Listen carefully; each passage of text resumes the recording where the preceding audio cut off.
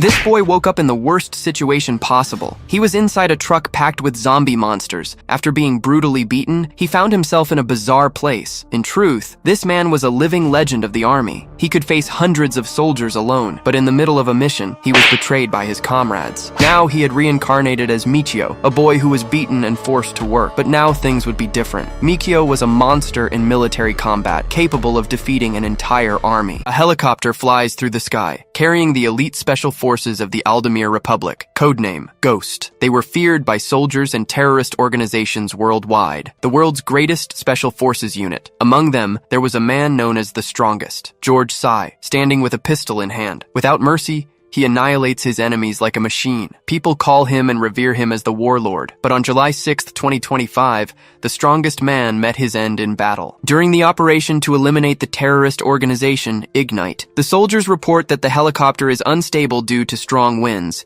They're changing the drop-off point, but the Ghost Captain argues the surprise attack will be ruined. If they proceed this way, half the squad will die. He insists they must continue as planned, but George swings a rope, and Beck demands to know what he's doing. George announces he's going first, and they can meet him at point B. Beck yells for him to wait, but the warlord descends on the rope, crouching on the ground without taking any damage. Then he looks forward coldly. Beck asks if they can turn back, but the soldier says it's impossible. They'll proceed to point B, telling George to just not get himself killed. The soldier keeps moving forward relentlessly, until a light points at his head. The sniper takes the shot. George spins around instantly. Using a statue to block the bullet, he prepares to counterattack. He moves out from cover, aiming his weapon, hitting the sniper in the head and arms. The soldier falls from the top of the building, but a gun is pointed at the back of George's neck. He turns, but the assassin tells him not to move. Just as he was about to fire, George elbows his forearm, deflecting the shot. He sweeps the man's heel, then gets behind him and applies a rear naked choke, finishing him off by breaking his neck. George glances to the side, noting that they were still there. The assassins open fire on him relentlessly. George moves,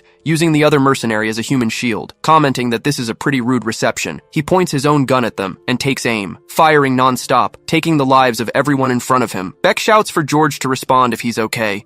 He repeats the call as George picks up his radio. Then he heads towards the gate. Elsewhere, at point B, a soldier reports that entry preparations are complete and asks about George, but Beck says there's been no response, and that he was too eager to die. The door suddenly opens. Everyone turns, weapons in hand, but Beck is surprised. George reports that the mansion is secure and he'll leave the intel gathering to him. The soldier sighs in relief. Outside, they comment that he actually did it. He's still a monster, calling him warlord.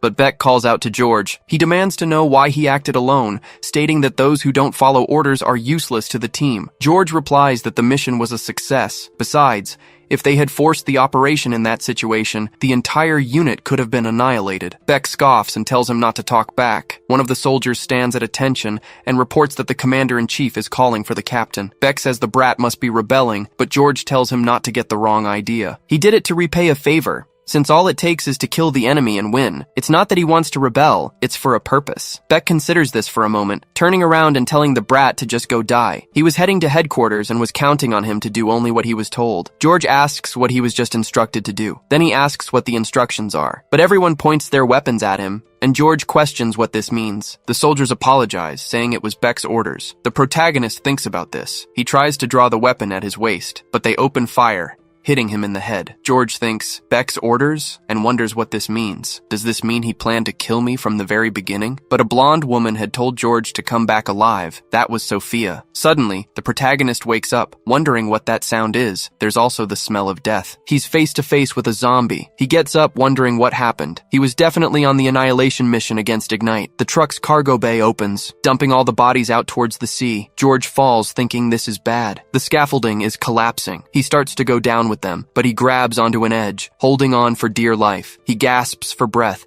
fueled by adrenaline. George climbs up, thinking how dangerous that was. That was a terrifying number of corpses, and the stench is awful. Are these the front lines of the bizarre district? He wonders. Two men talk about clearing out the trash first thing in the morning, just thinking of it as feeding the fish in Tokyo Bay. George overhears this and thinks about what it means. Suddenly, a gust of wind blows off his blindfold. George repeats, Japan, his homeland. So, on July 6, 2026, George Sai lost his life and was reincarnated on an island of the purest despair he could ever experience. George wonders what the hell this is. He thought he was in the Middle East. How did he end up in Tokyo Bay? He turns, thinking about clues. It's just a truck. He keeps walking and reaches a forest. He sighs after walking for so long. George thinks he's having trouble breathing. He wonders what happened to his body, so he keeps walking. He thinks he needs to find food and water first. He snaps a branch in half, releasing water, and drinks from it high up in a tree. He reflects that this reminds him of the time he got separated from his team in the jungle, but he notices something different. It was a small, outlying town. George keeps walking through the area. He thinks this must be somewhere around Tokyo Bay. He steps on a used tube of toothpaste, reflecting that this kind of filth shouldn't exist in Japan. But something else catches his attention. He looks into a piece of glass, noticing that this wasn't his face, it was someone else. Then,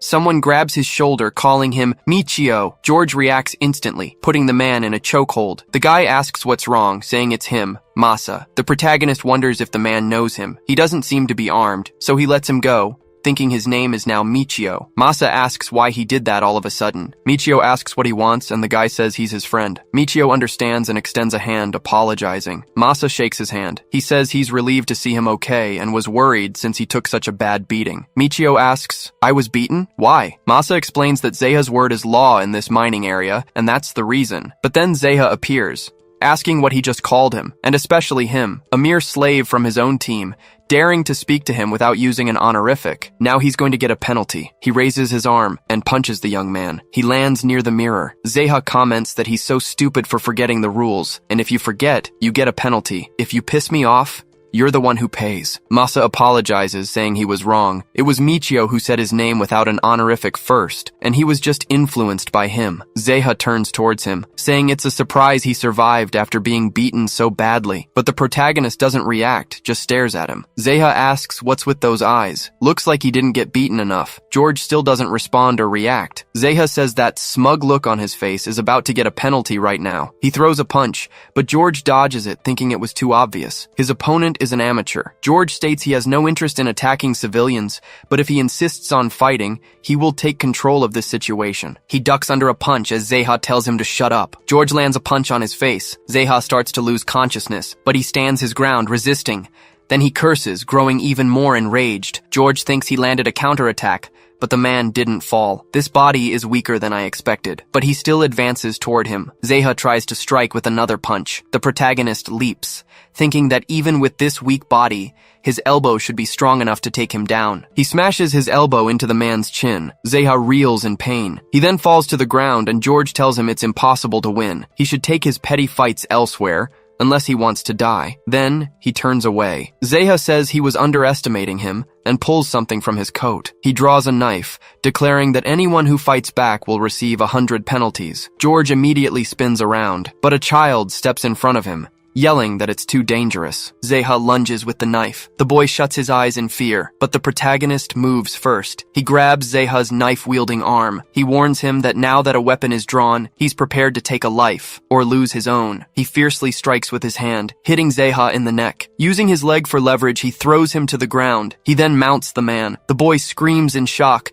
unable to believe what's happening. Zeha coughs from the pain racking his body, but he is quickly overcome with fear. The protagonist raises his fist. Zeha tries to scream, begging him to wait, to stop, but the protagonist says you don't say things like that in a fight to the death, and he smashes his fist into the man's face with all his might. The child is stunned. George gets up. Zeha is knocked out on the ground. The protagonist notes that he hit him with his full weight, but that was all the damage he could inflict. He needs to do something about this weak body first. The boy is bewildered by the display, but then reality sets in. He asks what's gotten into Michio. The protagonist looks back. He wonders who this kid is and why he seems so familiar, but the boy asks if he's messing with him. George replies that he has amnesia. Q says it's him, the guy who lives next door. Michio apologizes, saying he doesn't even remember his name. Q runs after him, asking if he's forgotten him too. Zeha, enraged, screams that this will earn him a mega punishment. On the way home, Q comments that he was incredibly strong back there, and wants to learn how to fight too. George replies that, more importantly, he wants to know about this island. The boy says they have no choice. This is the industrial waste island, floating in Tokyo Bay, a heap of garbage and filth. The protagonist thinks he's never heard of such a place, and wonders if it really exists in Japan. Men are forced to work in the mines. Women and children can only survive by selling things or scavenging through trash. Security is as bad as it sounds. The island is a giant cesspool. George thinks it's like a post-war slum, maybe even worse. Q spots a a loaf of bread on a table. He starts daydreaming about eating it. The vendor tells the brat to get lost, betting he's broke. Q tells him not to assume things, but the protagonist hands over a bill. He asks for the bread. The vendor agrees,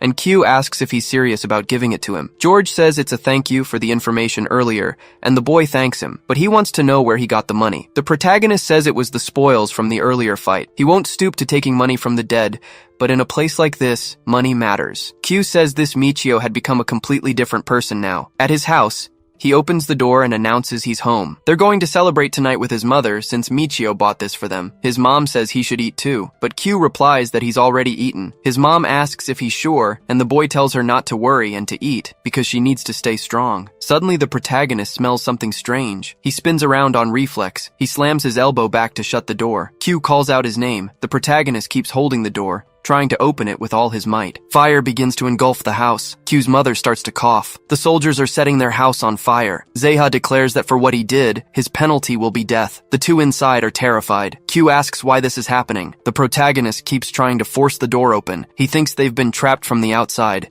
It's an ambush. There must be something here. He finds it. Anything in this house can be a weapon. He spots a bag and thinks, that's it. He grabs the bag and turns to the door. Q calls out for Michio, wanting to know what he's doing. The protagonist moves his legs swiftly. He kicks the door open, sending the thugs flying. The miners all shout that he's here, and Zeha tells them he's out, calling him an idiot. They need to surround him from all sides. The protagonist just readies himself for battle. He says it's him again, and asks what their objective is this time. Zeha questions this, asking if it isn't obvious. For the crime of humiliating, defying, and even injuring him, he will pay with his life. The protagonist says he understands. From now on, the hostile threat will be completely annihilated, but Zeha just tells him not to make him laugh. Q and his mother cough from the smoke. They soon notice the protagonist is crouched down. He gives them a finger signal, telling them to run when they see an opening. A miner charges with a knife, asking if he thinks he'll let him escape. But the protagonist grabs some rocks. The miner attacks with the knife, but is struck in the head as the protagonist dodges. Everyone is completely shocked. They wonder what he just did. A flail. That was the weapon the protagonist had made. It was improvised, made of leather and small stones. When swung to build momentum, it inflicts devastating damage upon hitting its target. Despite being easy to make, it was frighteningly powerful. This makes it a favorite among elite assassins. A lethal weapon built specifically to destroy the human body. Zeha is completely shocked. As everyone else is defeated, George tells him he's the last one left. Zeha says he's supposed to be just a kid. He charges, telling him not to fool him. However, the protagonist strikes his arm with the flail. The man screams from the devastating pain of a broken arm. He drops his knife to the ground. George walks towards his head. Zeha trembles in fear, but he lifts his head. He stares at the protagonist's expression of absolute hatred. He begs him to wait, saying there will be no penalty. But the protagonist replies that he's sorry, but anyone who threatens his life doesn't deserve to see tomorrow. Just then, Q grabs the protagonist's waist and begs him to stop. He says he can't take his life,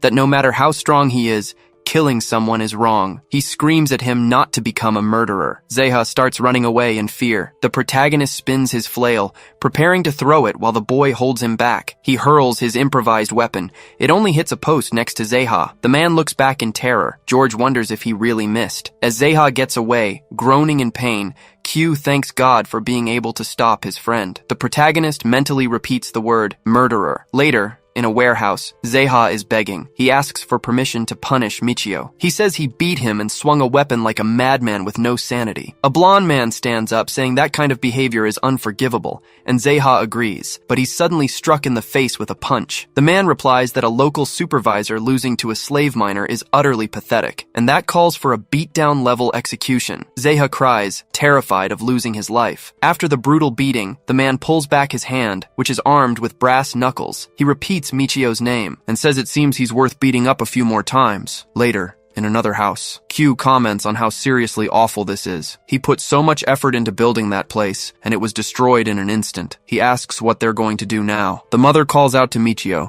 asking if he's really okay with staying there. George agrees, but it was just a deal to make things clear. He'll provide information on how the island is managed, the food supply system, and anything else because he wants to know everything. Q gets annoyed by this. He tells him to calm down and not talk like a stranger. Ever since he lost his memory, he's been acting strange, asking if his personality changed too. George mentally repeats the words, different person, and that maybe this kid is right because he used to be a soldier. But he suddenly lost his life to his own allies on the battlefield. There's probably something bigger behind all this. He won't let it end like this. He will definitely escape this island, and he will destroy every last one of those traitors. The next day, he's training outside. He starts doing push-ups. First with his left arm, then his right. George wonders if this is really all he's got. It feels like his muscle and core strength have to be rebuilt from scratch. A voice catches his attention. Masa approaches his friend. The protagonist thinks it's the guy from before, the one who handed him over to Zeha. Masa asks what he's doing, telling him he'll be late for the mine. The protagonist thinks to himself that this is a good chance to gather info. In the underground mine,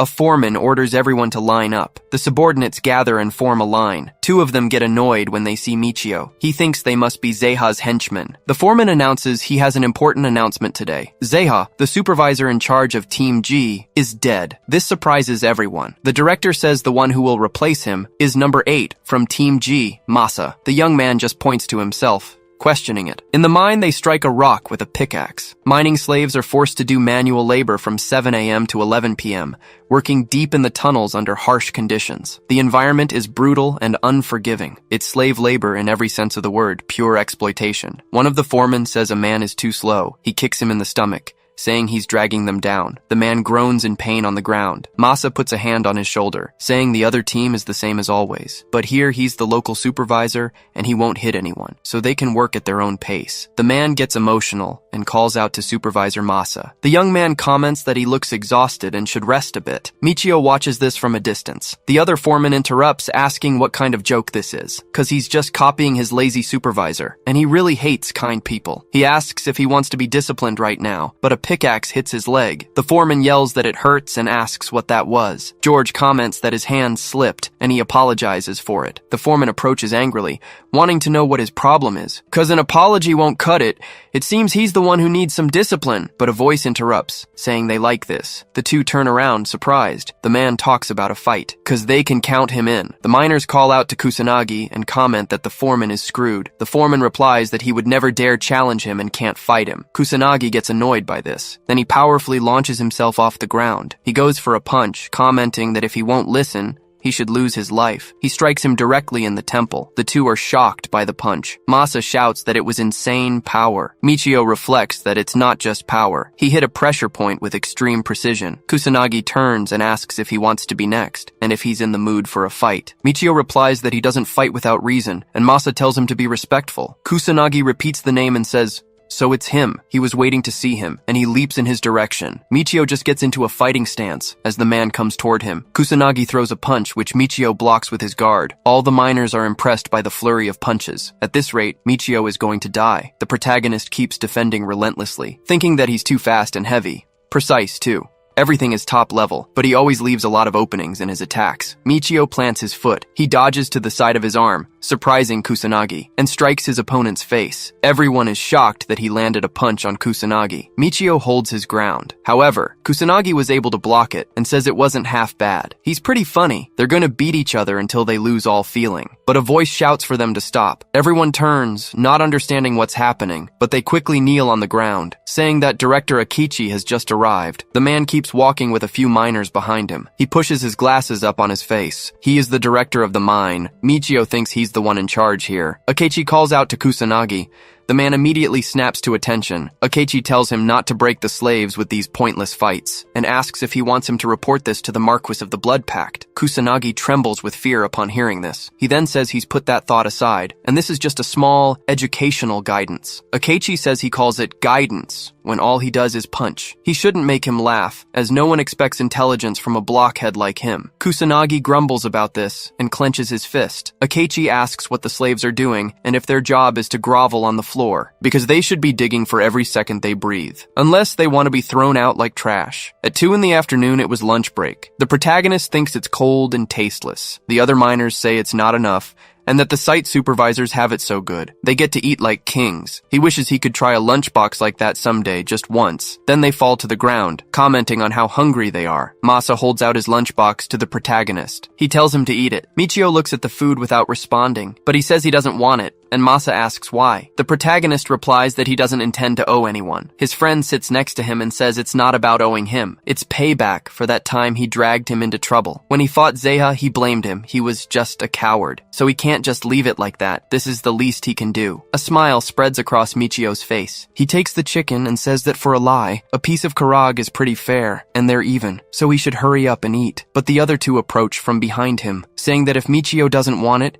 he should give it to them. Masa gives a piece to each of them. A few moments later, the director says they've been planning to sit around and eat for too long, so they should get up quickly and return to their posts. The mining slaves are forced to endure arduous physical labor. They have no human rights. One of the miners collapses to the ground. Masa tries to call out to him, asking if he's okay. He begs him to stay alive, but the foreman orders them to move. Masa is shocked by this. The man is kicked right after. The foreman touches his neck. He complains right before delivering the news. The man had lost his life. He was a member of Group G. Just throw him out. Masa tries to call out to his friend, telling him not to push himself so hard. Even after that, the grueling work didn't stop. The man orders them back to digging. A mere loss of life doesn't stop the work in this place. Human life was worth far less than trash. They leave his helmet on the ground. Michio looks back in anger. The man then rings a bell, announcing that the work for the day is over and they should put down their equipment. Masa sighs, saying it's finally over. But he notices Michio in front of him. He asks how he's still standing, and the protagonist replies that he's used to this level of strain. Masa wonders if this guy was always this tough. The foreman rings the bell, telling Group G to stop slacking off. After the mining is done, they are forced to strip and forced to walk naked while exhausted. The man orders them not to stop or slow down. To prevent the theft of ores, they are subjected to a full-body inspection. Only after that are they finally allowed to return to the surface. The foreman calls for Group 9. He announces that today's payment is ready. Michio thought to himself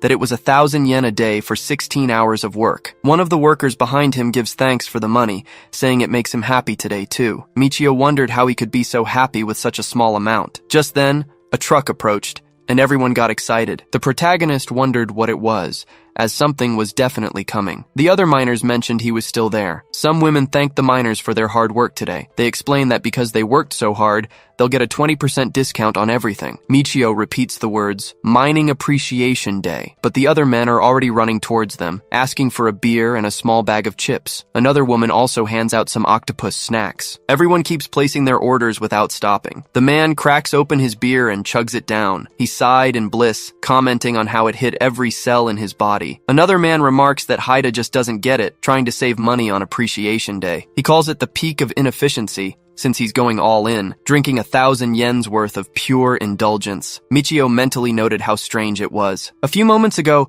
they were all being treated like slaves, and now there's this sudden change in tone. Masa says it must be nice for everyone. Michio asks if he isn't going to get anything, but the young man replies that he definitely wants to, but he swore to save money until he gets the Paradise Pass. Michio questioned what that was, and Masa asked if he didn't remember. They were told about it when they first arrived. The director explained that from that day on, they were slaves, crawling on the earth. They were forced to work beyond their limits, earning just enough food to survive, living worse than cattle. But even in hell, money talks. If you wanted to grab the spider's thread, you had to save up 1 million yen. The Paradise Pass was what would guarantee their freedom to leave the island. Everyone cheered at the chance to escape, vowing to save their money for it. That man said he would see the outside world again, but he was the same one spending money on beer, saying he was back to life. Masa says that's when he made his decision. No matter how much he gets beaten or collapses from exhaustion, he won't spend a single yen. Michio thinks he understands now. Even in these hellish conditions, there's no rebellion because of 2 carrots dangled in front of them. One is the carrot of hope. The other is the carrot of pleasure, where people drown themselves and forget about hope. The mine officials and whoever is behind them know this, and it disgusted George to no end. The young man looks at his money. He asks how much more he needs for the Paradise Pass, and Masa questions why he's asking. He says he'd never tell him, but Michio tells him to relax, promising not to leak his information. He holds out the bill,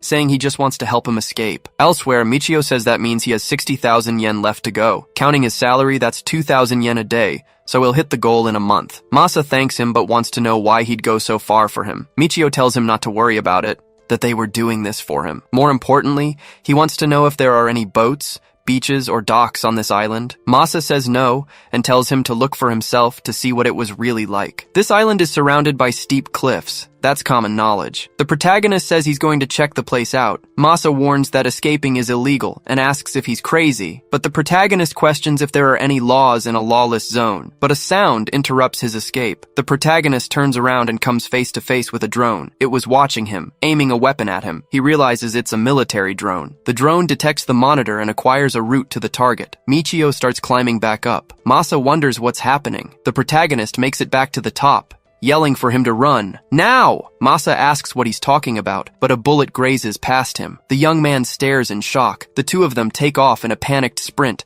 driven by fear. That drone keeps firing relentlessly at them, but its shots only hit the ground as Masa screams. The chaos continued. The protagonist looks back, thinking that the drone was an SG Nemesis 1.0. It targets anything that moves within its detection radius. Once it locks onto a target, it considers it a threat and will hunt it to the end. Its nickname was Mad Stalker, a slaughter weapon that made even seasoned soldiers tremble. The shots get closer, and Masa wonders what's going on. Michio notices a bullet hit the wall. The protagonist plants his feet firmly on the ground. He turns to the side, and Masa comments that there's no way out. The protagonist just tells him to come with him. They continue through the forest. The drone hovers for a few seconds before pursuing them again. It moves sideways through some trees. Michio thinks, just as he expected, its tracking capabilities are also highly specialized. He tells Masa to hurry up as he's falling behind. The young man says he can't run anymore, but the protagonist tells him to keep going or he'll lose his life. This is bad. At this rate, they're going to get shot. Then,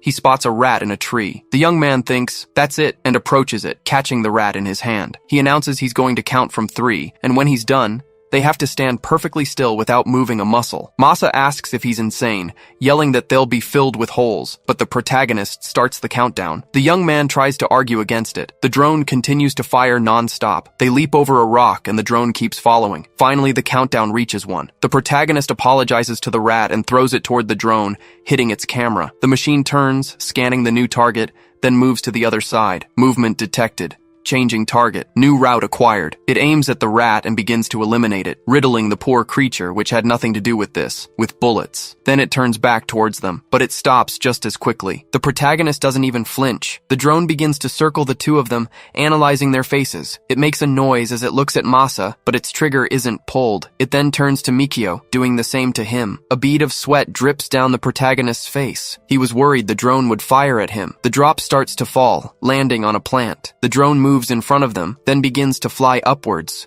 announcing that the execution was complete. Masa collapses to the ground from the adrenaline rush, thinking he was finished. The protagonist just sighs, not reacting much. Masa wants to know what that thing was. Michio explains it was a drone developed by the Aldemir Republic, built purely for indiscriminate tracking and assassination. It can't distinguish between enemies and allies, so it was deemed a defective model and removed from wartime use. Masa asks if that thing is used in battle, and wonders how he knows so much about it. The protagonist wonders why, of all places, it was here. Its danger level is so high that selling or lending it to other countries is prohibited. So maybe the island he's on has a connection to the Aldemir army he used to serve in. Back at his house, Kyo calls out to the protagonist as his food burns. He says it took him a while, and his mother says he should say welcome back first. The protagonist asks what he's making, and Q replies that it's scrap soup, his special dish that he used to love. Now they can afford to eat better scraps, and he's thankful for it. Michio thinks about this for a moment. The boy says they should eat, because the food smells great. Michio puts the food in his mouth. He thinks that the acidity is intense and that this isn't safe for human consumption. Even military rations are better. Q says it's really good, and the protagonist wonders what this is. What kind of palate does he have? His mother explains that it was hard to even buy scraps on this island, so he grew up eating worse things as a child. Q says that earthworm udon was really good. He tells them to look, since there's even meat on the bone. It's their lucky day. He comments that this is heaven, and he tells the protagonist to pay up now. Michio asks what he means, but Q tells him to stop playing dumb and hand over the food money since he got paid. However, the protagonist replies that it's already gone. He gave it to Masa. The boy panics when he hears this. Michio says he plans to keep giving it to him from now on. The boy even drops his food in shock. He says it's Mikio's fault, and he sighs angrily because there was still a little left, but the protagonist puts the food on the table, saying he found a good use for it. He should take the leftovers and follow him. Q questions this statement. In a forest, he sees what's being done. He wants to know what he was planning with some scrap metal and a bucket. The protagonist says this is how he does it. Q complains that he threw his food away, but the protagonist denies it, saying he didn't throw it away. He was repurposing it for something else. Leftovers stink, and that makes good bait for wild animals. In other words, this should be enough to attract something. Q asks if he's setting traps and what they're going to hunt, but the protagonist says it'll probably be rats or another small animal. The boy says he was seriously considering eating rats, but heard about people dying from stomach problems afterward. Michio explains that city sewer rats carry diseases, but forest rats are valuable sources of protein. He asks if he doesn't like rats, then they'll walk a bit more. Q asks about more traps. He wants to know why they're bothering to put them in these bushes, and the protagonist says it's overgrown, which is why it works. The animals feel safe coming closer. Q gets excited by the scene. A bird was trapped on a tree, baited with a worm, becoming their next prey. Michio says this should cover lunch for tomorrow, and the boy agrees. At the administration building's mining site, a foreman reports that the week's total was 643 tons of ore, but 9 slaves had lost their lives. There were many losses, and most of them were likely due to malnutrition or overwork. He tells Director Akichi that even though they are slaves, they are still human lives, and they should increase food portions and breaks. Akechi cracks a smile, saying that headquarters doesn't care about human lives. Wishima tries to argue, but Akechi tells him that's enough and not to make him repeat himself. As long as production increases, his evaluation goes up, and he'll reach the top faster. He won't stay on this garbage-filled island forever, and he doesn't care how many slaves lose their lives. They'll keep using them since mining is the priority. Ueshima just says he understands, sir. Akechi says it's time for the next report. One of them reports that goods sold amounted to 2.5 million, with a 90% recovery rate. Those guys were eating and drinking like idiots again this week. Akechi replies that by chasing the carrot dangling in front of them, they fell into the trap and are no smarter than animals. He asks if there are any other reports. The man says yes. He heard that number 8 from Team G was aiming for the Paradise Pass. The others start laughing at the idea of a mining slave saving up 1 million yen, saying it's never happened before. Akechi smirks, repeating, number 8 from Team G. Masa then knocks on the door, asking if he's awake. The protagonist says he's right outside. Masa peeks his head out of the room. He's immediately surprised, because the protagonist is doing some exercises. He asks what he wants. Masa replies that he thought they were going to work together, and wants to know what he's doing. The protagonist comes down, asking if it isn't obvious. This body is too weak. If he wants to reach his goal, he needs to get even stronger. Masa replies that he's weird. Q wakes up and asks what that noise is so early in the morning. He notices Masa and asks who he is. The boy says he's Michio's co-worker. Q says so he's the one stealing his salary and must give it back because that's his food money. They were always hungry around there. Masa thinks about his past. His sister saying she was hungry. He asks if it's good, and his sister replies that it's delicious. She loves her big brother's toast. Masa thinks he wants to make it for them again, and he apologizes for it. The boy says he'll bring something good next time, so he should let it slide this once. Q agrees, but says it better be worth at least 1,000 yen. Michio puts on his shirt and walks in that direction. In the underground mining tunnel, Masa shouts that it's unstable and asks for cover. He says it's fine with just the 2 of them, so they can move safely. Ishizuka says he'll carry from this side. Akechi interrupts, saying that's good leadership. He takes safety seriously, just like the rumors said. Number 8 is impressive. Masa asks how he knows him, but Akechi says he's well known. He keeps the team in line without violence and as a result increases production, so he sees the rumors are true. Masa breaks into a smile, thanking the man, saying he's honored. Akechi says there's no need to be formal, as he came here for a reason, to give him a special bonus,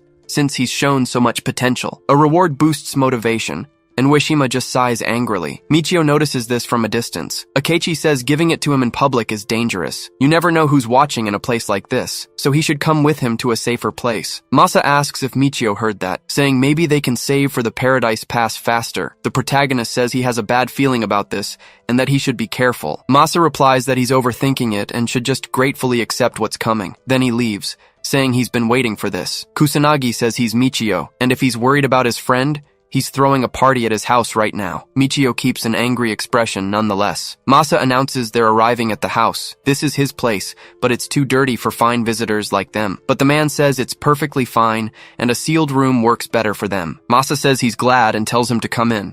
Apologizing, he says he'll make them some tea. He smiles and tells him to make himself at home. But Akechi complains immediately, saying it's dirtier than he imagined and his nose is going to rot. Masa is surprised by this. Akechi orders his subordinates to search now. They start rummaging through the boys' room. Kusanagi punches him in the stomach. Masa falls to the floor, coughing. Then one of the subordinates sits on his back and holds his arms. Masa asks who he is. Akechi says he was trying to buy a pass to paradise, and he wants to know where the money is. He doesn't like to waste time. If he talks now, he'll only lose the money. Masa says, "No way! The special bonus was a lie?" Akechi says he's just confirmed that slaves are idiots. Masa realizes he's been tricked and says he has no money, as he's just a slave. Akechi comments that he still intends to waste his time, and orders his subordinate to get taking a pair of pliers from his pocket. Masa wonders what he's going to do, with the pliers gripping his tooth. The boy starts screaming and begs him to wait, but the tool moves to pull out his tooth. Akechi tells him to just do it, and so, Masa's tooth is pulled out. The boy writhes in agony. Akechi asks if he didn't tell him so. If he had just talked, he would have only lost his money. Now he must choose. Tell them where the money is, or lose something else. At the mine, everyone comments that Foreman Masa hasn't returned yet. It seems that damn boss took a liking to him and is probably partying or something. Michio notices Washima approaching and thinks, this guy, he was with Akechi. Michio approaches, asking where Foreman number 8 is. Washima says he doesn't know, but the protagonist wants to know what they're plotting. The man turns his face away without answering, telling him it's better not to get too involved. After all, you have a place to return to. At his house, Masa's screams can be heard. They keep pulling out his teeth, one after another. Then they pause for a moment to let Masa breathe. Akechi says if this continues, he'll never be able to eat again, so talking now would be the smartest move. Masa keeps saying he doesn't know. Akechi questions him, you won't say where the money is? Can't even make a simple decision like that? Fine, I'll show you some pity. He grabs another tooth with the pliers and brings them close to his mouth. Masa wonders what he was planning with this. Then they shove the pliers, with the tooth, into his mouth. Akechi says that his tooth was now back in place, and that was good for him. But now, they're going to perform the extraction and reimplantation again. Clapping his hands, he orders his subordinate to extract it once more, and then to implant the tooth again. He repeats the same command a few more times. The subordinate smiles sickeningly. Masa just agonizes as the director looks on happily. Hours pass and he's lost all the teeth in his mouth, so Akechi asks if he still wasn't in the mood to say where the money was. The young man breathes heavily. Remembering his sister, he decides he'll never give up the money because he needs to get off this island. His sister in the hospital apologizes, saying she bet the surgery cost was very high. But Masa had told her not to worry because he found a good job, and he was going to earn a lot to buy a souvenir for Yui. Masa thinks that if he doesn't go back, his sister will be all alone, and he can't let them take the money. Akechi gets annoyed by that look. He says he's just a slave and can't keep acting so tough because he's going to lose all his teeth. Masa replies that he has no money. Akechi gets angry, calling him a stupid, brainless piece of trash. But Kusanagi steps in, kicking his subordinate away. Akechi questions what he was doing. Kusanagi replies that he won't talk this way. The director wants to know what he would do. The blonde man grabs Masa's shirt and says he was just finishing what he started, and he has to say he was impressed. He then swings his fist with full force,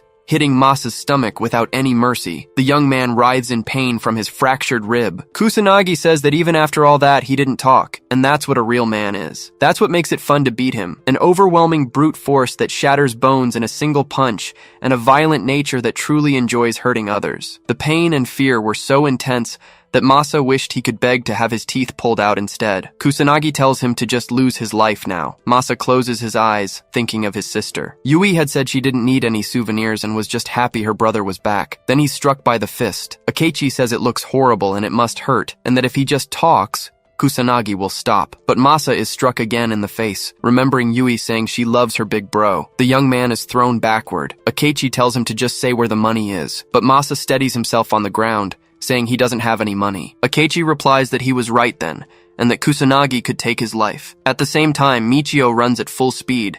He angrily throws the door open, but he's surprised by the scene. Masa was completely wounded on the floor. He just calls out his name. The protagonist is shocked. Masa continues to groan on the floor. Michio notices fractures from the 6th to the lower ribs. His breathing was abnormally fast, so the broken rib must have punctured his lung. Nasal bone and orbital fracture, in addition to multiple skull fractures, stab wounds and lacerations in his mouth with numerous lost teeth. Weak pulse with aortic damage and traumatic shock. No matter how severe it was, he wants to know what kind of person could do something like this. Masa says he was right about the warning, and that bastard wanted his money, but he decided to protect it until the end, and Michio replies that he understands. Masa says he won't be able to use the money anymore, so he's giving it to him. Michio says he doesn't accept favors so easily, and he should wait until he's healed to use it himself. But Masa grabs his hand. He tells him to just take the money. He knows he's dying, but if he doesn't give it to him now, the money will be lost. He needs to get closer to here. If he leaves this house and goes straight, he'll see a large tree with a gash in it near the coast. The money was buried in the ground. He worked so hard to save that money, but he's giving it all away, and in return, he has one request. When he gets off this island, he has to find his sister. Michio asks about his sister. Masa just remembers her wishing him a happy birthday. He says she had cut the fabric from her own skirt, even though it was her favorite. Yui replied that she just wanted to give it to him because he always worked so hard. Back in the present, Masa says she's a good girl, so please, he must find her. Michio says he can't make that promise, but Masa grabs his arm and begs, saying her name is Yui Honjo, and if he finds her, he must tell her that her dumb big brother never forgot her, not until his very last moment. Then he thanks him for everything. He loses his life right after. The protagonist looks at the young man, then he places a hand on his forehead, finally closing his eyes. Masa's tears fall as he remembers his sister. The protagonist walks out of the house with the body in his arms, heading straight ahead without thinking, to the tree he had indicated. The protagonist begins to dig with effort, pulling a box from the ground. He takes out several bills saying Masa's name and that he had accepted the money. Then he removes the ribbon from his arm,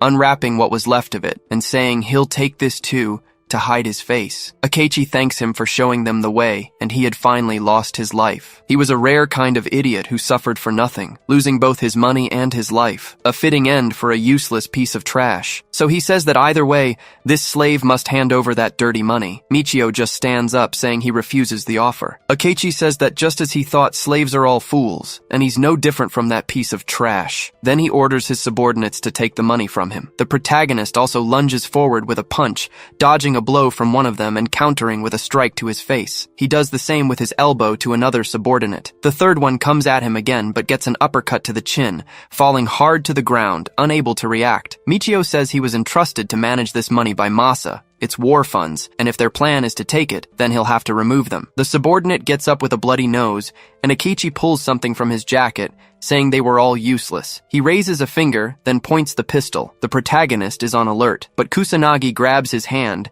saying he would stop if he were him since it's not worth wasting a bullet, and that they'll finally finish what they started. Michio doesn't answer, but remains ready for combat. Akechi tells him not to take too long, and Kusanagi agrees. Both fighters then assume their combat stances. Kusanagi quickly advances toward the protagonist, attempting a series of strikes that are always dodged. Michio notes that he was a boxer with serious training too. Kusanagi prepares a cross, saying he has nice footwork, but dodging won't win him the fight. However, the protagonist dodges and prepares a counterattack, landing a blow to the opponent's liver. The protagonist just sighs angrily. Akechi cracks a smile. Kusanagi praises the good liver shot, saying it was good enough to feel like a massage. Kusanagi prepares to counterattack. The protagonist also tries to defend with his arms, but the attack sends him flying. Michio is surprised by the impact he took. Akechi reflects that no matter how good a cat's maneuvers are, it can't win against a tiger. The protagonist advances once more, delivering several blows to Kusanagi's face. Akechi thinks he's agile,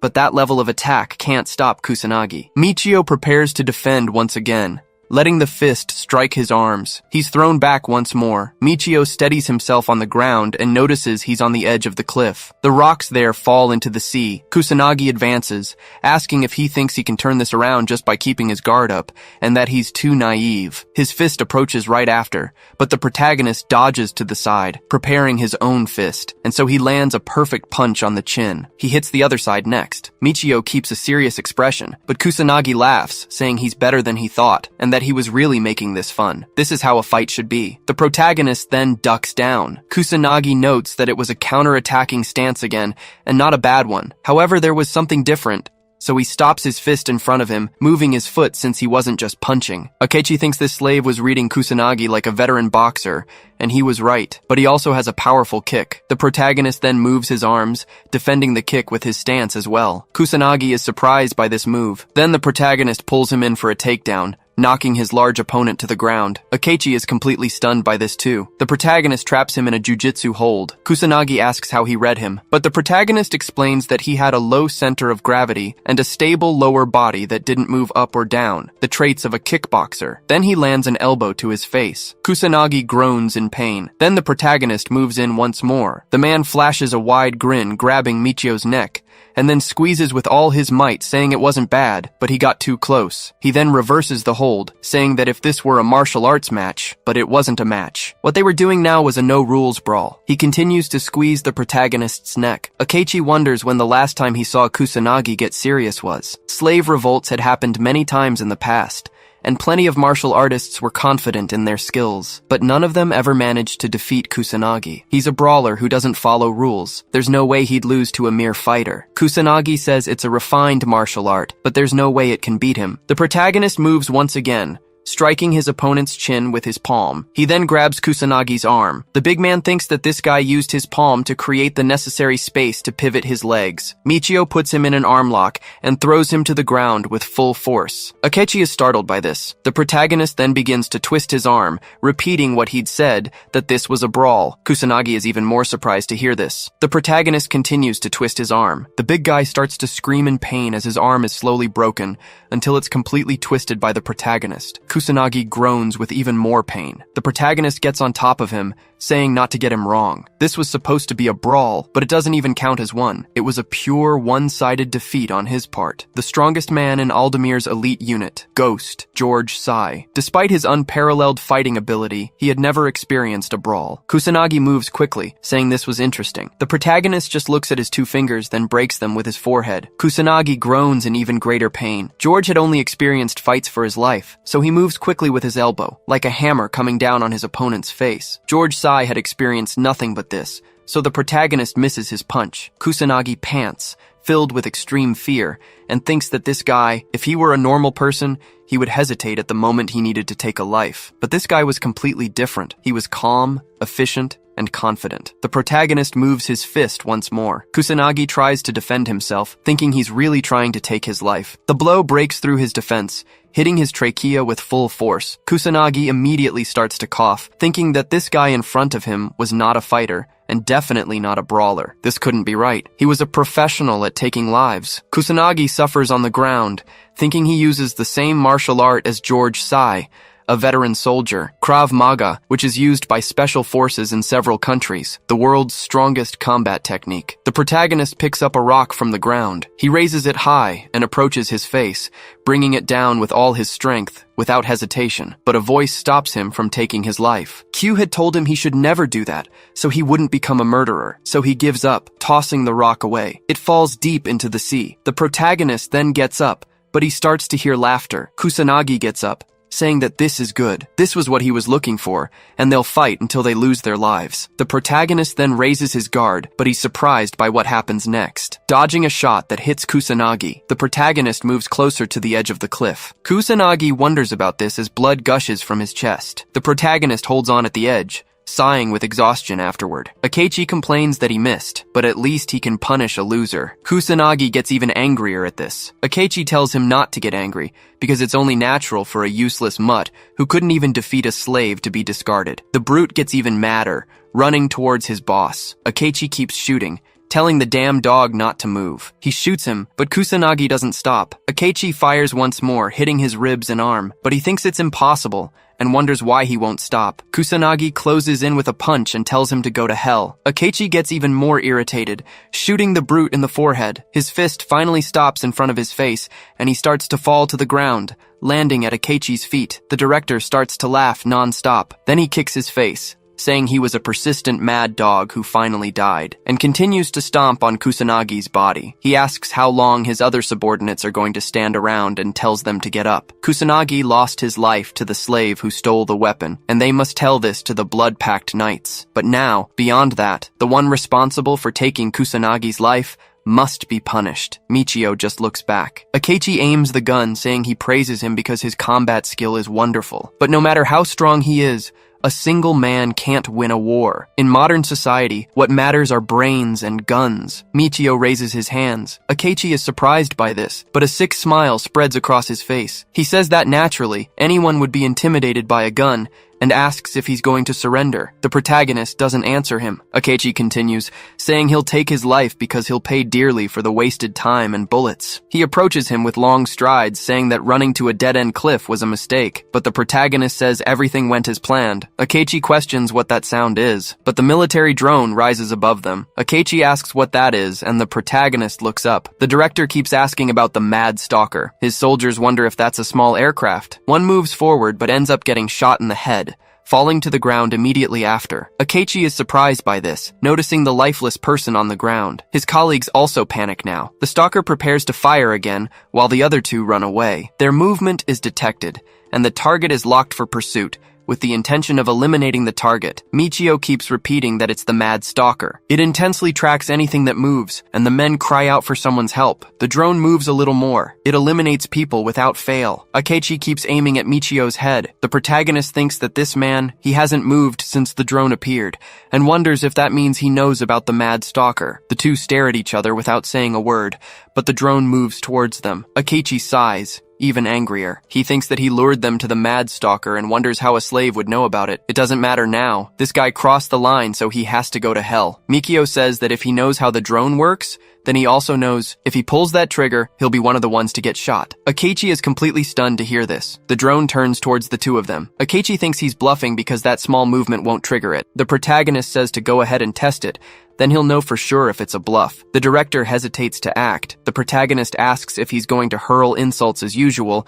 but in the end, he's too scared to even move his mouth now. Akechi says he's going to take his life for insulting him, a crime punishable by death. Moving a finger a few centimeters should be safe, but the drone buzzes near him. Akechi still wonders how it will react. The drone moves a little more. Michio thinks it's true, but he's not sure if it will trigger a response. All he can do now is wait. Soon, the crazy stalker will think the job is done and disappear. When that happens, he'll dodge the bullets and take him down without any mercy. The drone stops between the two of them. The director trembles while cursing at him, wondering what he should do now. The night wears on, with a wind blowing towards them, making their hair sway. The drone moves quickly to the side. Akechi cracks a smile, thinking this is his chance. He fires at the protagonist repeatedly without stopping. One of the bullets hits his arm, forcing him to move. The drone detects the movement. The protagonist is now locked on for pursuit. He moves quickly and starts to run. That drone aims to eliminate the target, firing at the protagonist as he runs. Michio heads towards the cliff.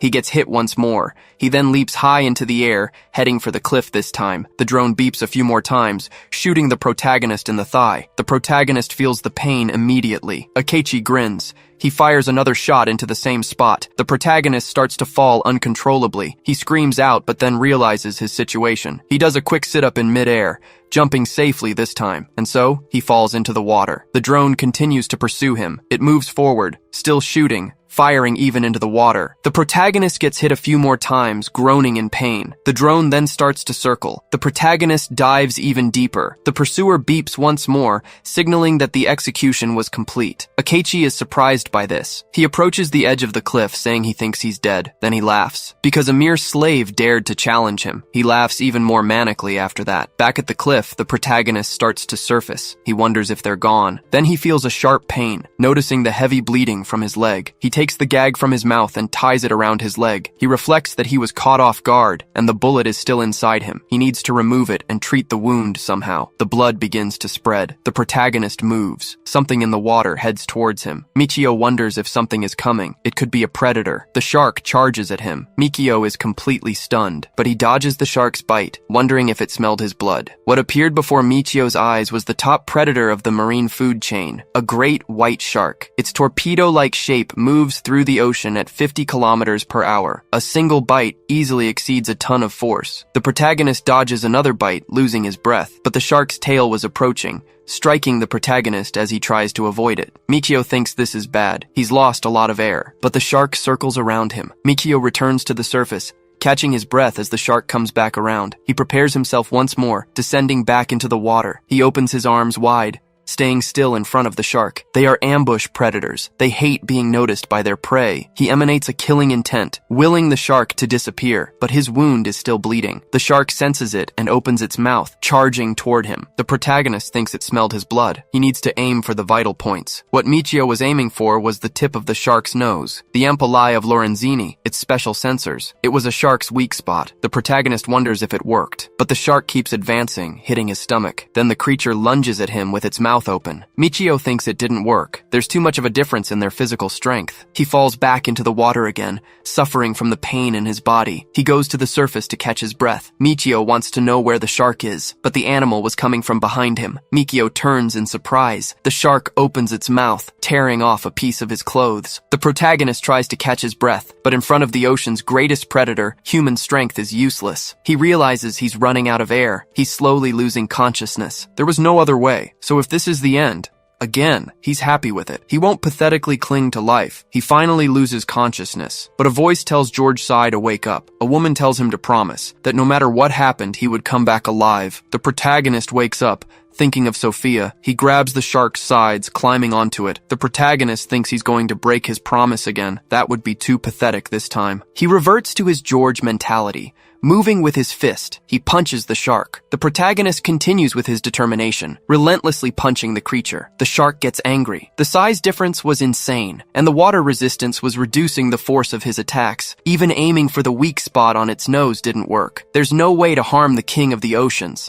Not like this. So the protagonist pulls the cloth from the shark's teeth. He moves away, going behind it. He grabs onto the shark's gills, using them to move with it. The protagonist applies force to its gills. He strikes with all his might. Inside the shark's body was a different story. He wonders if it liked that, how it felt to have its insides torn apart. The protagonist shoves his hand in there. The shark starts to panic, thrashing from side to side. Michio thinks he won't let it shake him off. He puts in as much strength as he can. He pulls an organ out from inside. The shark starts to sink. Michio realizes he's out of air. The protagonist climbs to the surface, taking the deepest breath he can. He slowly recovers. The shark surfaces behind him. Michio turns, wondering if it's still coming. The shark charges at him. The protagonist panics. The shark opens its mouth, coming right for him, using its last ounce of strength. The protagonist doesn't react, but the shark collapses in front of him, sinking into the ocean. It goes down to the seabed. The protagonist breathes heavily as the adrenaline wears off. He looks up once more and thinks that Sophia saved him, but it seems he's been dragged far out into the ocean. He needs to get back to the industrial waste island quickly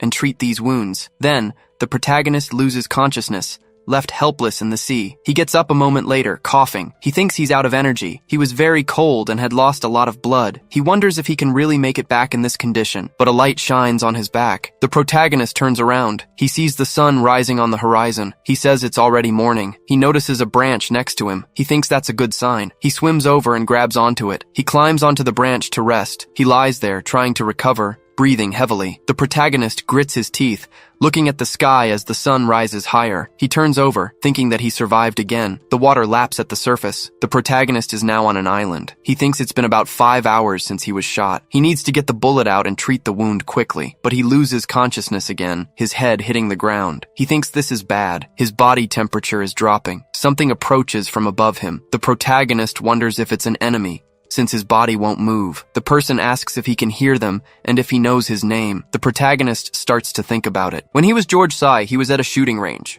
repeating the action over and over, always hitting the center of the head, until a voice calls for George. A blonde young man asks if it's really him. He introduces himself as Rory, the new recruit for the Ghosts, and says it's a pleasure to meet him. George walks right past him and apologizes, but says he doesn't do small talk. The young man looks down in silence. He says that his father and mother lost their lives to terrorists. The one who avenged them was him, the warlord, and he wants to be as strong as him, shouting that he was his hero. The protagonist looks back, surprised, but he replies that he had simply carried out his mission. Rory is stunned to hear this. A few days have passed since then. They are attacked by the terrorist unit's artillery, suffering multiple casualties, so they need treatment now. Some medics take him away, saying he has a level 7 consciousness with a blood pressure of 40/80. So they begin to treat the soldiers. A doctor says George's shoulder is injured, but he tells him to leave it since it's a minor wound. But a familiar voice calls his name. Rory, wounded on a stretcher, asks if he's okay too. George tells him to stop talking. Sophia shouts that it's a massive abdominal wound from a large caliber fragment with a confirmed pelvic fracture. Rory thinks that he couldn't be like him after all. The protagonist is left speechless. The young man says he doesn't want to die, that he's afraid of the Reaper. George says everyone dies in the end. There's nothing to be afraid of. Life or not, it means nothing. Sophia says if he can move, he should help carry the stretcher to the surgical center and apply pressure with this gauze. Then she tells him to hurry because they're short-staffed. Sophia introduces herself as a military doctor and says they will save everyone. A few moments later in the operating room, they announce that his vital signs are dropping. Sophia yells that a good doctor doesn't shout in front of a wounded patient. If he were her patient, she wouldn't let him die. George is impressed by this, looking down with determination. Dusk settles in. Other nurses comment on how incredible she was, that Sophia really saved everyone. So the rumors are true. She became a doctor at 17 and worked in war zones. George thinks, so that was the doctor's name. But Sophia taps his shoulder with a bottle, saying this is a bribe. She asked for help from a non-medical person, which could get her in trouble. If he says anything, she'll be screwed. She then takes a sip from the bottle and celebrates, saying it was awesome. George is surprised by this. He asks if Rory will pull through, and Sophia replies that it's hard to say if the chances are good, but she's seen people make miraculous recoveries many times before. George asks if she doesn't think it's all pointless. Even if she does everything to save them,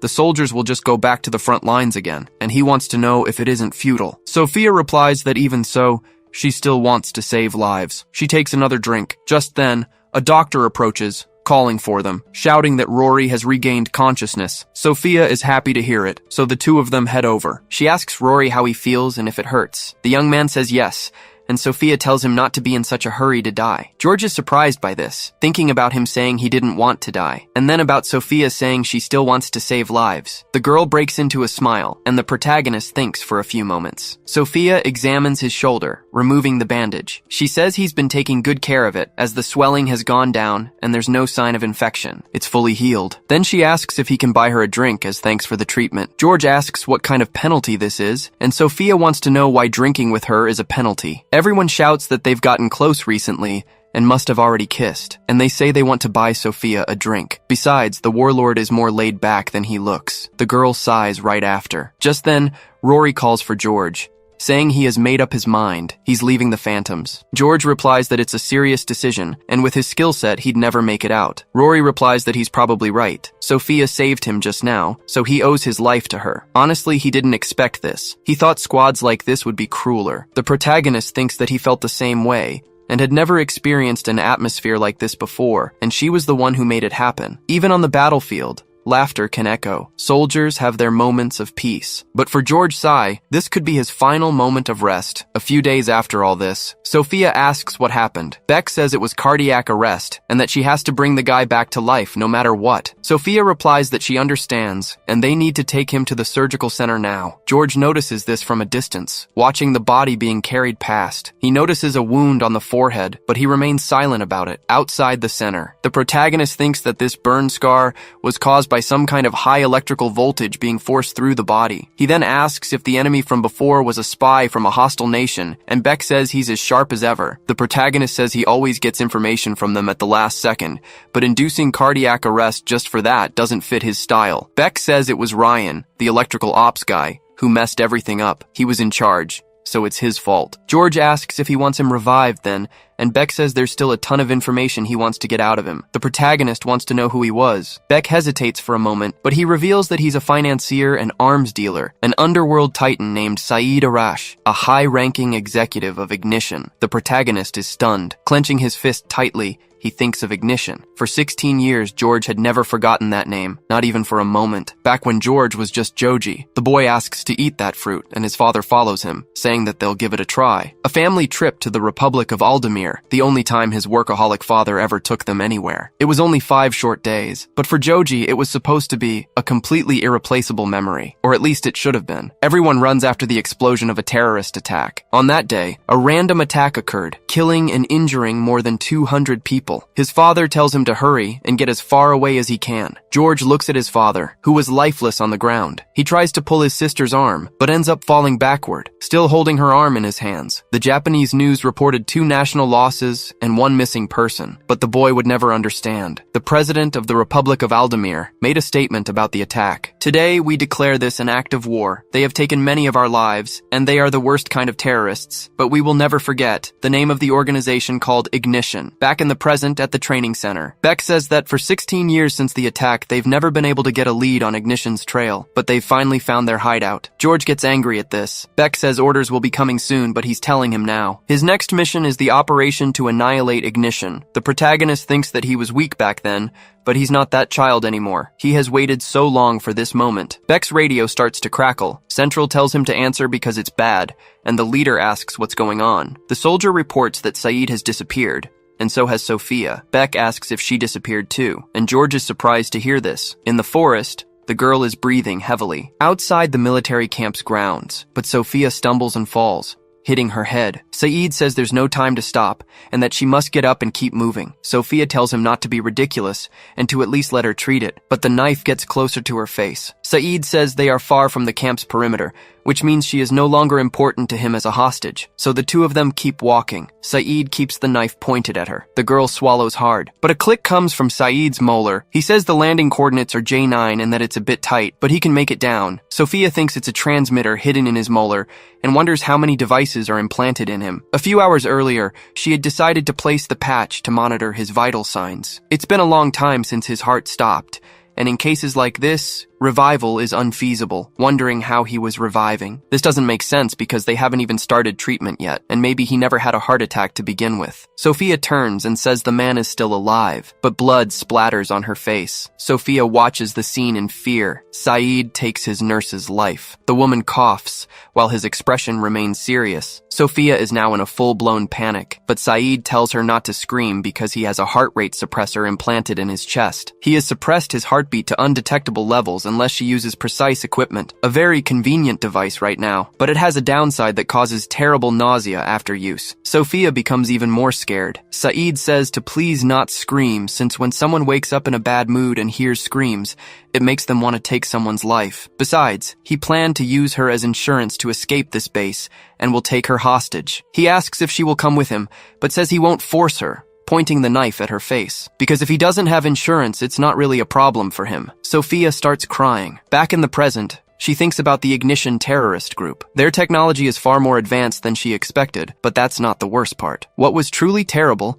was their cold-blooded willingness to implant devices in human bodies to achieve their goals. And their brutality, taking lives as if they were nothing. It was kill or be killed. The girl thinks she has one chance, and that's all she has. As someone who operates on the battlefield, she always keeps certain drugs on her. Morphine, for example, she had in her pocket. It was a potent sedative analgesic. It removes pain and suffering, but even a small overdose can induce a coma. The morphine she carries is highly concentrated, and 2 milligrams could cause unconsciousness. If she injects the full 10 milligrams, it will definitely take his life. So they keep walking forward. A bird remains on a branch, but it turns its head upward. A sound starts to approach them. Sophia thinks this is the moment. With maximum speed, she moves her needle, stabbing it into the man's neck. Saeed is surprised by this. Sophia keeps pressing down, emptying the syringe. Saeed then loses consciousness. The girl is surprised by this, until the man falls to the ground. She breathes a cold sigh as the adrenaline subsides, staring at the body trembling there. She thinks that maybe 10 milligrams was too much, but Saeed moves his hand once more, grabbing the girl's neck right after. He mentions the injected morphine. He says it wasn't a bad plan, but he can build up a resistance to drugs this way, and she should know that. If you overdose repeatedly since childhood, that's what happens.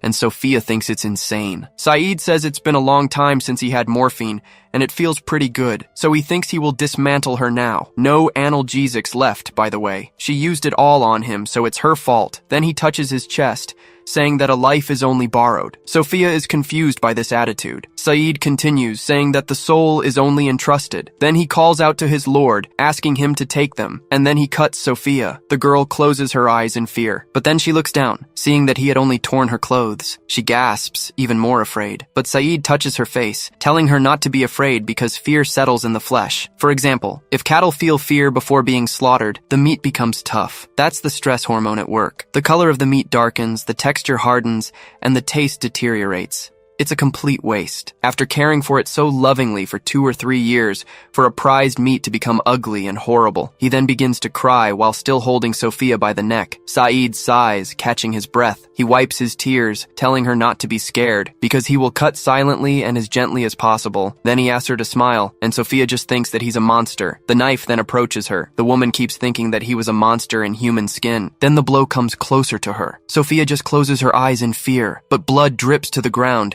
and Saeed drops the knife, falling into the grass. Sophia is surprised by this. Saeed's hand now had a hole in it. He looks at her in surprise and puts his hand over his eye, seeing that the shot had also hit a rock. Saeed panics, thinking it's a sniper. Sophia thinks it might be a rescue. From a distance, George waits, holding a sniper rifle in his hand and ready to shoot again, aiming at him once more. He then fires another shot. The bullet approaches Saeed. The man ducks, the shot grazing his ear. He slams Sophia's back onto the ground. Then he says, "It's from the 2 o'clock direction." The sound delay was 2 seconds, so they must be about 700 meters away. Another shot follows. Saeed says the coordinates are confirmed. Then he wonders how many enemies there are. Since the radio was too quiet, he should be picking up something. The enemy might be just a lone sniper out there, so he starts relaying the information to the others. Sophia thinks that now is her only chance, escaping his grasp right after. But Saeed kicks her leg, asking where she thinks she's going, because her job is to be his human shield. Then he stabs her with the knife, saying that abandoning her post was not acceptable. His molar makes another click. Saeed asks if they heard there's a sniper at coordinates E13, on the middle of the hill in a grove of saber trees, an unlucky enemy betrayed by the morning sun. So, exterminate every insect without exception. The helicopter starts to move. Saeed questions if she thinks a coward who shoots from afar is strong. They have spotters, food deliverers, and people to cover their escape, just so he can stay alive a little longer. If they miss a shot, their position is exposed and their attack power is nullified. He starts ranting that a coward who comes alone to rescue her will be found among the bodies soon. A lone sniper is just someone waiting to be hit, but George comes down from the tree, saying he completely agrees. Saeed turns around, startled, but ends up with his head rolling in the air, and so his headless body falls to the ground. George says they shoot on purpose to make them think they're in that direction, so they won't realize they're switching to close quarters combat. Sophia cries with happiness upon seeing George, and the protagonist says it went just as planned,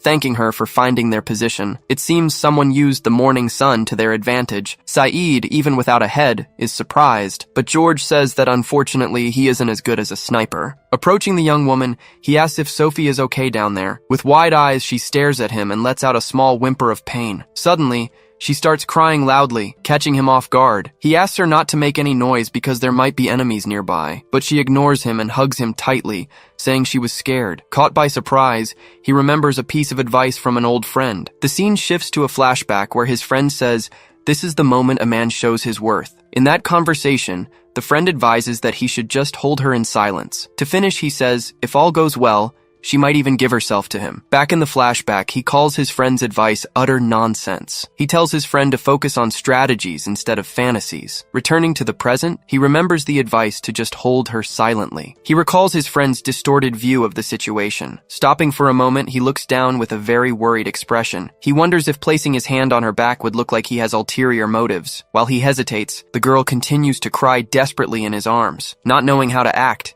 his hand stays frozen in the air, completely indecisive. Despite being a combat genius known as the Warlord, he was utterly hopeless in anything that didn't involve a fight. Clinging to him, she keeps crying and squeezes him tighter. Completely uncomfortable, he is left speechless by her sudden proximity. Then, a loud sound from the sky catches their attention. Looking up, he spots a helicopter approaching rapidly. Shouting for her to get down, he throws her to the ground to protect her. Firing non-stop, the helicopter completely corners them in the forest. To keep her safe, he dives with her behind a rock. He realizes the enemy soldiers have finally found his location, but a shot hits his leg, making him lament that everything is lost. Without a second thought, he picks her up and starts running. Being carried so suddenly, she screams in confusion confusion and asks him to wait. He just yells back, telling her to hold on tight. As he runs, he warns her not to make a sound. Reaching the edge of a cliff, he simply jumps with her in his arms. In a panic, she lets out a desperate scream during the freefall. Together they plummet toward the river rushing below. From up high, the fall feels endless until they hit the water. He holds her tight, bracing them both for the inevitable impact. From the shock, her eyes close and she eventually faints. After some time, she slowly opens her eyes and groans. Sitting by the riverbank, she finally seems to be recovering from the scare. She looks around in silence, processing what happened. Carrying a pile of firewood, he appears and asks if she's awake. He mentions he's going to start a fire and tells her to rest. A bit embarrassed, she says yes, confirming she is okay. He explains he followed the river, likely losing the enemies who were tracking them, saying they need to regain their energy. He warns they will be leaving soon. He calculates it will take about half a day's walk to reach the camp. With a slight smile, she interrupts and simply thanks him for his help. Looking at the water, he says he only did what was natural. She seems a bit flustered by his response and covers her mouth. Trying to help, she stands up and offers to gather food or wood, but suddenly, her expression shifts to total shock. As she turns around, she notices his body and stands there completely paralyzed. Noticing her fixed stare, he also becomes quite embarrassed by the situation. Taking a step back, she hugs herself and lets out a cry of shame. Her foot trips on a branch on the ground. Losing her balance completely, she falls forward toward him. Upon impact, she complains of pain with her eyes tightly shut. Opening them, she realizes she ended up falling right on top of him. Caught off guard, he is shocked by the position they've ended up in. She wonders what she should do in such an awkward situation. She tells herself her strength seems to be fading away. Completely drained, she ends up leaning her body against his on the ground. Trying to control himself, he remembers he is a soldier and must resist. As they get closer, their faces nearly touch. He realizes he can no longer stop what is about to happen. Unable to resist any longer, he pulls her in, and they kiss. The two finally give in to the moment. They are in the middle of the forest, but a sudden noise interrupts everything, putting them both on high alert. In a swift move, he yells for her to get down and shoves her to the ground. Immediately after, he draws his weapon and aims it into the darkness of the woods. With a focused expression, he keeps his aim steady, ready for any threat. Behind him, she just watches the scene unfold, waiting to see what happens. Suddenly, a small squirrel scurries out from the bushes. Seeing the animal, he realizes it was just a false alarm. Lowering his gun, he tells her not to worry, that they don't need to be on alert. But as he turns around, he notices something and looks a bit confused. They stand in silence for a moment, just looking at each other, not knowing what to say. A bit embarrassed, she apologizes for what just happened between them. Turning his back, he says she must have been confused by everything. He explains that it's a reaction to stress, causing confusion and irrational actions. Saying she's just tired, he suggests she go back to sleep. Hearing his explanation, she looks like she can't believe what he's saying. In an irritated tone, she then calls him a complete amateur. Then, she gets closer and places a hand on his shoulder. Suddenly, she grabs his face firmly, taking him by surprise. Annoyed, she asks who he thinks he is to diagnose her like that. Not understanding, he questions the diagnosis, saying he just pointed out a fact. She then yells at him not to be ridiculous, denying it's a stress reaction. He remains confused, asking what it was then, if not stress. After a pause, her expression changes completely as she stares at him. With great conviction, she finally reveals that what she feels for him is love. Holding his face, she identifies him as the legendary soldier, George Sai. Continuing, she says he is a master genius in hand-to-hand combat. The scene changes, showing him easily dodging a point-blank strike. He could even see a weapon's line of sight, allowing him to dodge bullets. Moving slowly, Sophia's advance was almost imperceptible to a soldier. It was a speed far slower than the punch of an experienced boxer. It was also incomparably slower than the shot from an M1911 pistol. At an almost complete standstill, the two finally faced each other up close. Then, without further hesitation, she finally kisses him there in the clearing. But this time, George simply didn't dodge the unexpected attack. From a nearby branch, the squirrel just watched the curious scene. Unlike before, he couldn't stop what was happening between them. Going back 30 days, the scene shows George's last mission. Waking up startled, a young man finds himself in a very unfamiliar place. Sitting up in bed, he realizes he's tied down by several strange restraints. He looks down at his body, trying to understand what's happening. Confused, he asks out loud where he is. Just then, a woman appears, looking surprised to see him awake. Stirring a pot, she comments that he has finally woken up. Turning to him, the woman asks how he's feeling. With a shocked expression, he recognizes her and asks if she's Sophia. But as he looks closer, he realizes something is very wrong. Then, another woman appears, warning him that he can't get up because he's lost blood. On a tray nearby, Several surgical instruments are seen on the table, holding a scalpel. She says that in any case, it would be impossible for him to stay awake. He just stares at her, completely confused by the strange situation. She then dips the tip of the scalpel into a small jar of liquid. With a quick motion, she flicks the substance at him. Feeling a jolt, he begins to thrash violently on the bed. The restraints on his wrists and ankles hold him down tightly. Despite struggling desperately, he can't break free from the leather straps. Letting out a small laugh, she warns him that it's useless to try to escape the trap. She explains that not even a bear could escape from that modified belt. Then, she compares him to a fish on a cutting board. With a smile, she tells him to act like a fish and get sliced. Gritting his teeth, he glares at her with a look of pure fury. Straining with all his might, he tries to break free from the restraints on his wrists. She tells him that not even a bear could escape that modified belt. Comparing him to a fish, she warns him that he's currently on the cutting board. Holding a scalpel, she orders him to act like a fish and stay still. Gritting his teeth, he glares at her with a look of pure rage. Screaming in frustration, he says the restraints won't budge at all. Walking toward him, she seems completely indifferent to his struggle. Lying on the bed, he asks if she is following someone's orders. Suddenly, he seems to have a terrible suspicion about who is behind this. An image of a sinister man flashes quickly through his mind. Questioning if these are Akechi's orders, he asks what they plan to do with him. Repeating the name Akechi, she falls silent for a brief moment. Believing he's right, he confirms to himself that he knew it all along. But she asks confusedly who that person is, leaving him surprised by her reaction. Picking up the instrument tray, she apologizes for the late introduction. Introducing herself, she says her name is Rein, and that she is a doctor. Lying there, he questions if she really is a doctor, looking highly suspicious. She explains that she is about to start surgery to remove a bullet. Continuing, she points out that there is a bullet lodged in his right thigh. She explains that the projectile could dissolve and cause severe poisoning. With a serious tone, she states that removing the projectile is mandatory. He just continues to lie there in silence, listening intently to her explanation. Then she warns him that she has some bad news and some very good news. Unfortunately, she says there is no anesthesia, so the surgery is going to hurt. She explains that's what the restraints are for, letting him thrash around as much as he needs to. Curious, he asks what the good news she mentioned is. Introducing herself as a doctor from Doctors Without Borders, she says she's used to this. Giving him a wink, she asks him to trust her without fear. Repeating the organization's name, he says he's heard of them before. Clapping her hands, she announces that the pre-surgical consent is now complete. Asking for verbal consent, she asks if he agrees to the proposed treatment. But with a serious look, he simply says he refuses to accept. Totally surprised, she can only ask what he just said. Warning him that it's no time for jokes, she says the operation needs to begin. He asks if she didn't hear him, repeating that he doesn't agree to anything. He then orders her to take off the restraints if she understood what was said. She screams, asking if he's crazy, warning him of the risk of death. Calmly, he responds that he already understands all the risks. Then he offers to extract the bullet himself, since he learned how in the army. Calling it ridiculous,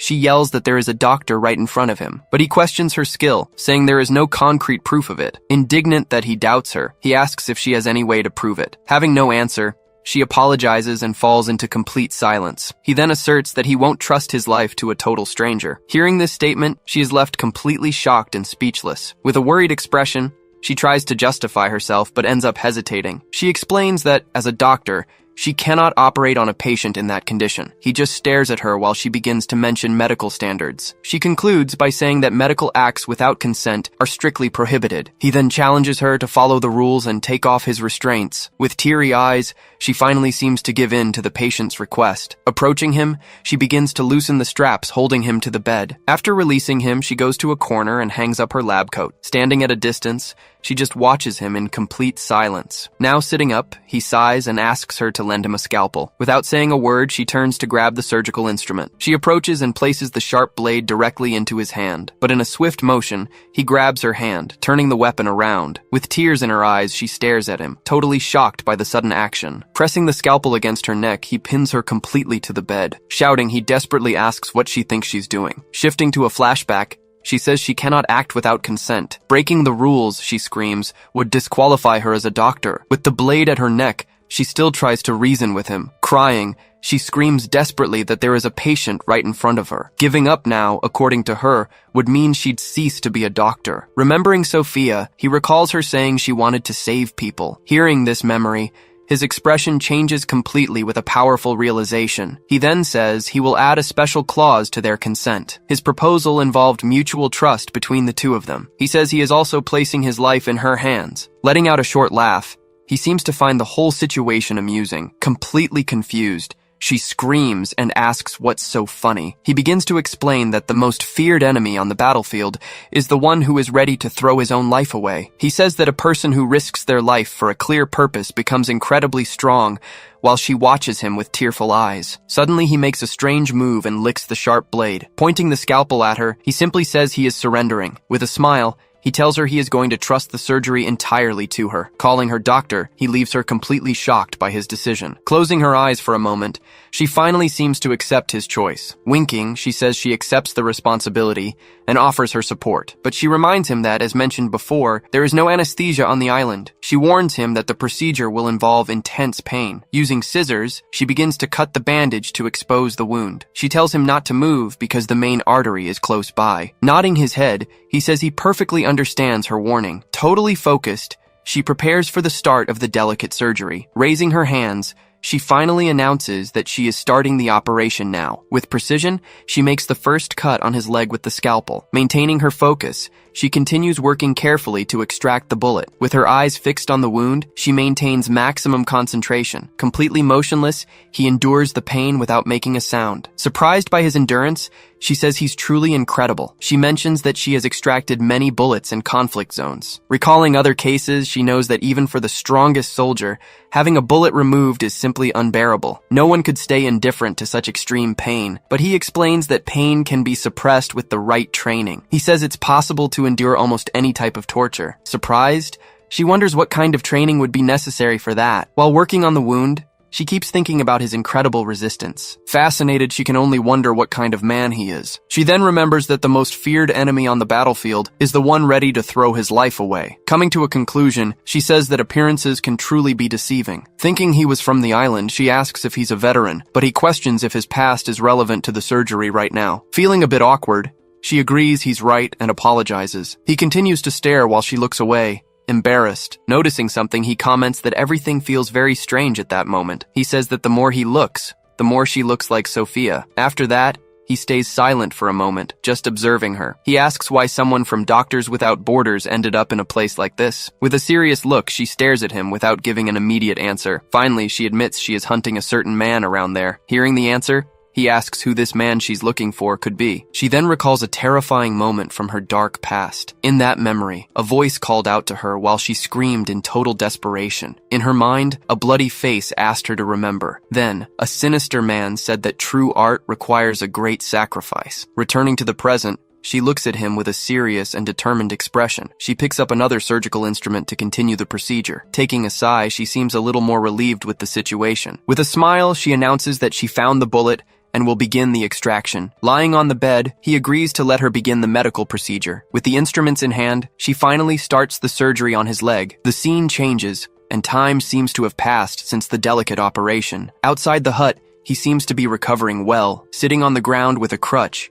he lets out a long sigh. Standing up, he comments that his strength seems fine, testing his leg. But suddenly he looks to the side and says something isn't right. She simply jumps from the porch, heading toward where he was. With a smile on her face, she warns him that he still needs to rest. Thanking her for the help, he promises he will pay for everything he owes. Telling him not to worry, she says everything is fine for now, but she says with a smile that he just needs to pay what he owes. Without understanding anything, he just asks what she meant by that. Extending her hand, she begins to list the fees for the surgery and hospitalization. With a huge grin, she reveals that the total comes to 548,000 yen. Completely frozen, he just screams and asks what she just said. Thanking her for the help, he promises to pay off his debt to her. With a smile, she tells him not to worry about it, but then she adds that it would be fine if he just paid what he owed. Extending her hand, she begins to list the costs of the surgery and the hospitalization. Then, she reveals that the total bill has reached 548,000 yen. Completely shocked, he shouts in disbelief at the absurd amount she's charging. The scene shifts, moving the story to a location filled with cherry blossoms. Arriving at a gate, he approaches 2 guards watching the entrance. Looking at the place, he tells himself that the whole view is incredible. Inside,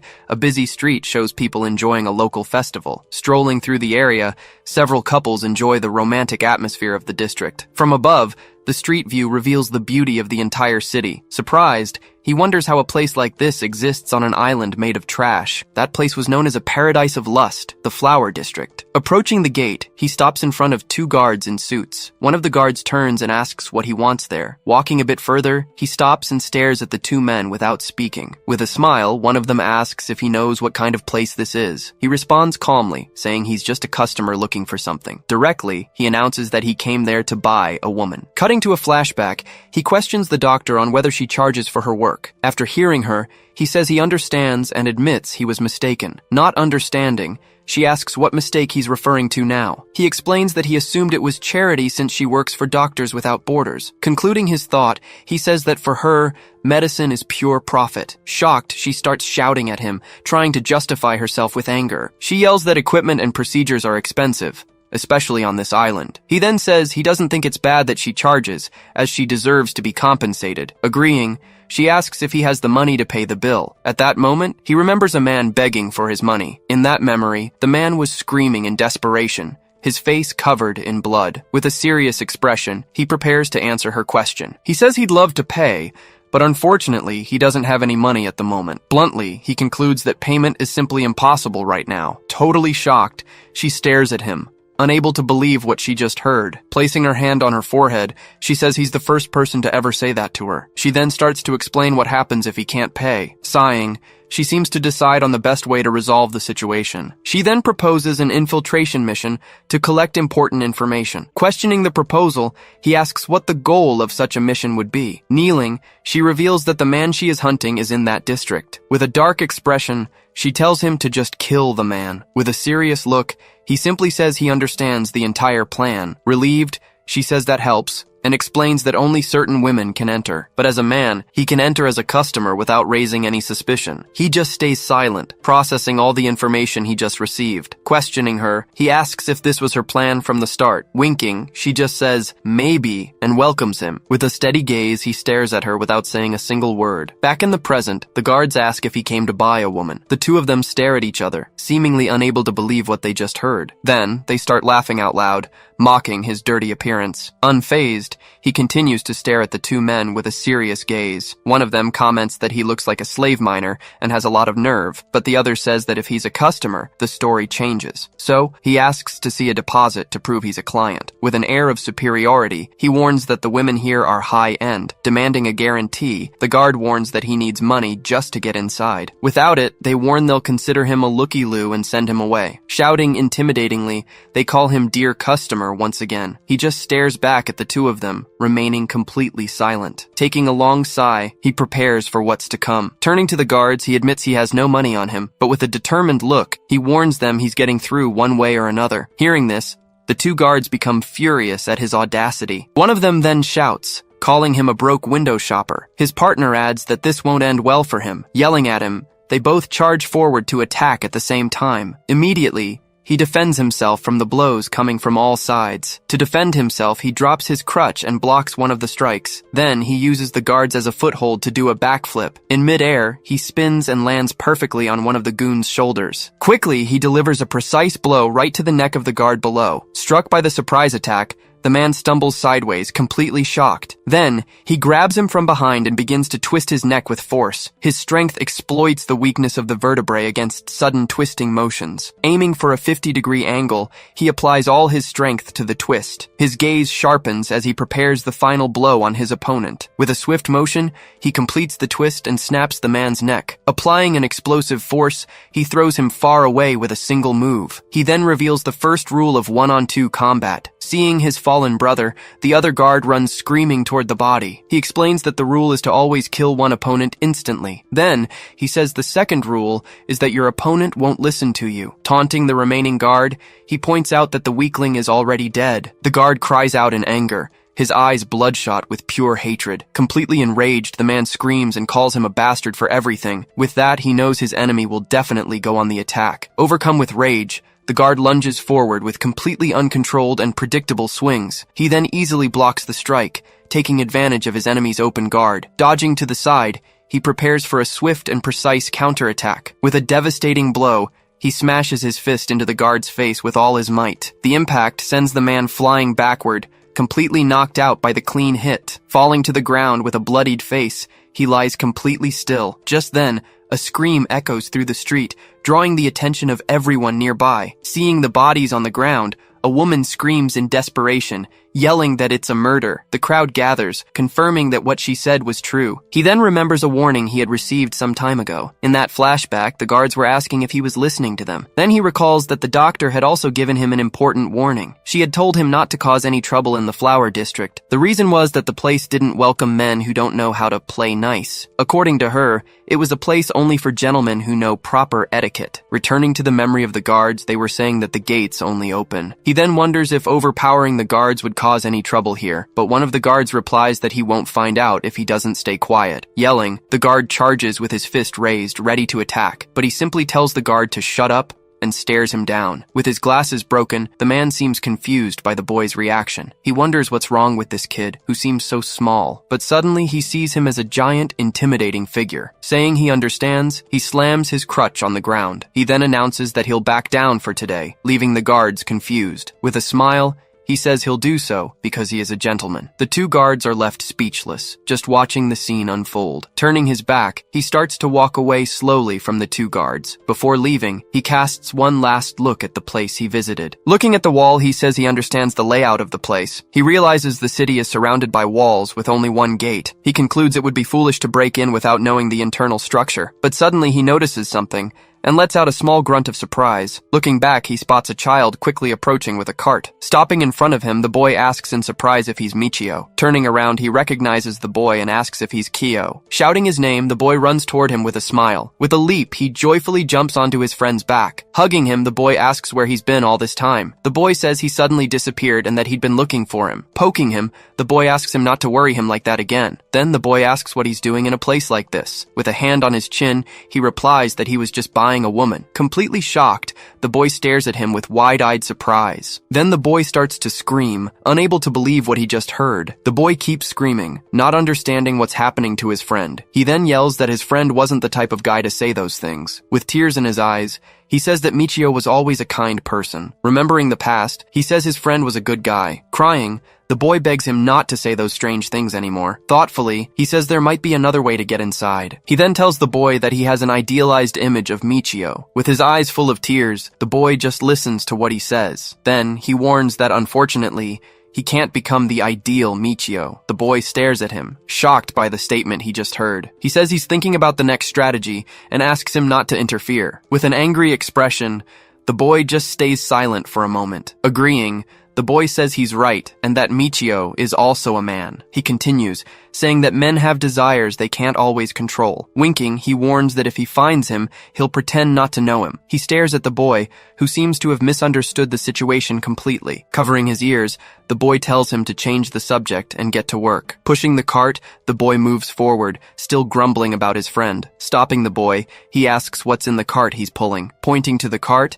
the boy explains what he's carrying inside. He says it's sheets, laundry materials, and various cleaning supplies. With a smile, the boy says he takes care of the courtesan's personal needs. Hearing this, he gets an idea, and his expression changes completely. He comments that this is very convenient, leaving the boy confused by his response. With a smile, he says he can get in by hiding in Kyo's cart. Shocked by the plan, the boy screams in desperation, unable to believe the idea. Looking at the tarp, he says it looks like there's room for one person. Trying to stop him, the boy yells that this is obviously not okay. Not understanding, he asks why not, making the boy even more angry. The boy yells that he won't help him with that and refuses to get involved. He explains that you can't get in through the front without a cash deposit. Chuckling, the boy says he wouldn't do anything in there. Relieved, the boy says he forgot about that and asks how much is needed. In a serious tone, he states that at least 500,000 is needed. With his arms wide open, the boy says he's never seen that much money in his life. At that moment, he starts to devise a plan to use Kyo to his advantage. With a smile, he says he thought of something good regarding Masa's inheritance. Shocked, the boy asks if he's talking about that same Masa. Revealing the news, he says that Masa died, and the boy is shocked. With a malicious smile, he says Masa gave him all the money. The boy stares at him,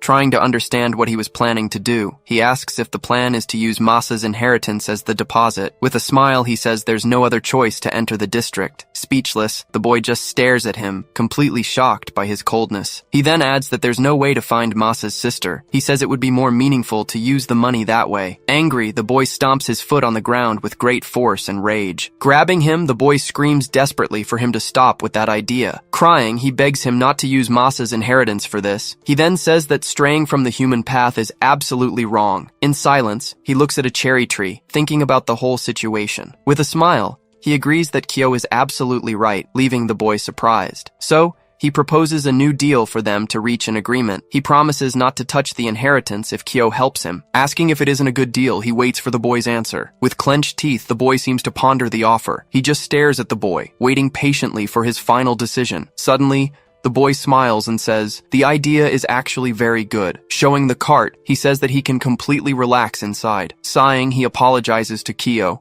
saying it's for the mission. That district was a place of luxury that flourished in the middle of the slums. He believes that the key to escaping the island is in there. His soldier's sixth sense warned him that something important awaited. Pushing the cart, the boy seemed very nervous about the whole situation. Arriving at the entrance, he comes face to face with the two guards at the gate again. From inside, he whispers for the boy not to get nervous and to act normally. But the boy asks who he's talking to and tells him to leave it to him. Seeing the boy, the guard seems surprised as he approaches. Waving his hand, the boy shouts a friendly greeting to the guards. Hidden, he remains silent, just observing the boy's interaction. One of the guards recognizes him, calling him Kyo, the errand boy. In a hurry, the boy asks them to let him pass quickly, but the two guards move to block his path completely. Surprised by their attitude, the boy just stares at them, not understanding what's happening. One of them then informs him that the decision of whether he passes or not is up to them. Trying to get by, the boy says they already know his face and asks to be let through. But the guards ignore his request and decide to search the cart thoroughly. Outraged, he shouts, asking why, since they've never searched him before. At that, one of the guards violently grabs him by the collar. Telling him to shut up, the man asks if he has something to hide. Losing his patience, the guard throws him hard to the ground without hesitation. After knocking him down, the man approaches and starts to lift the tarp. Pulling the fabric, he prepares to inspect the cart's contents. Hidden inside, the young man just stares at the guard, waiting to be discovered. Lying on the ground, Kyo realizes he made a mistake because of his nerves. Seeing the suspicious guard, he runs over and tries to stop him from searching the cart. For Michio, this moment was a crucial test for his plan. With a quick motion, the guard rips the tarp off the cart all at once. To his surprise, he sees nothing inside but supplies. This was exactly what Michio expected, and he had already prepared for it. Rummaging through the load, the guard inspects everything carefully, irritating the boy. Picking up a handsaw, he asks what it's doing in the middle of the gear. The boy explains that they are work tools for his various daily tasks. The guard then runs the saw along his face,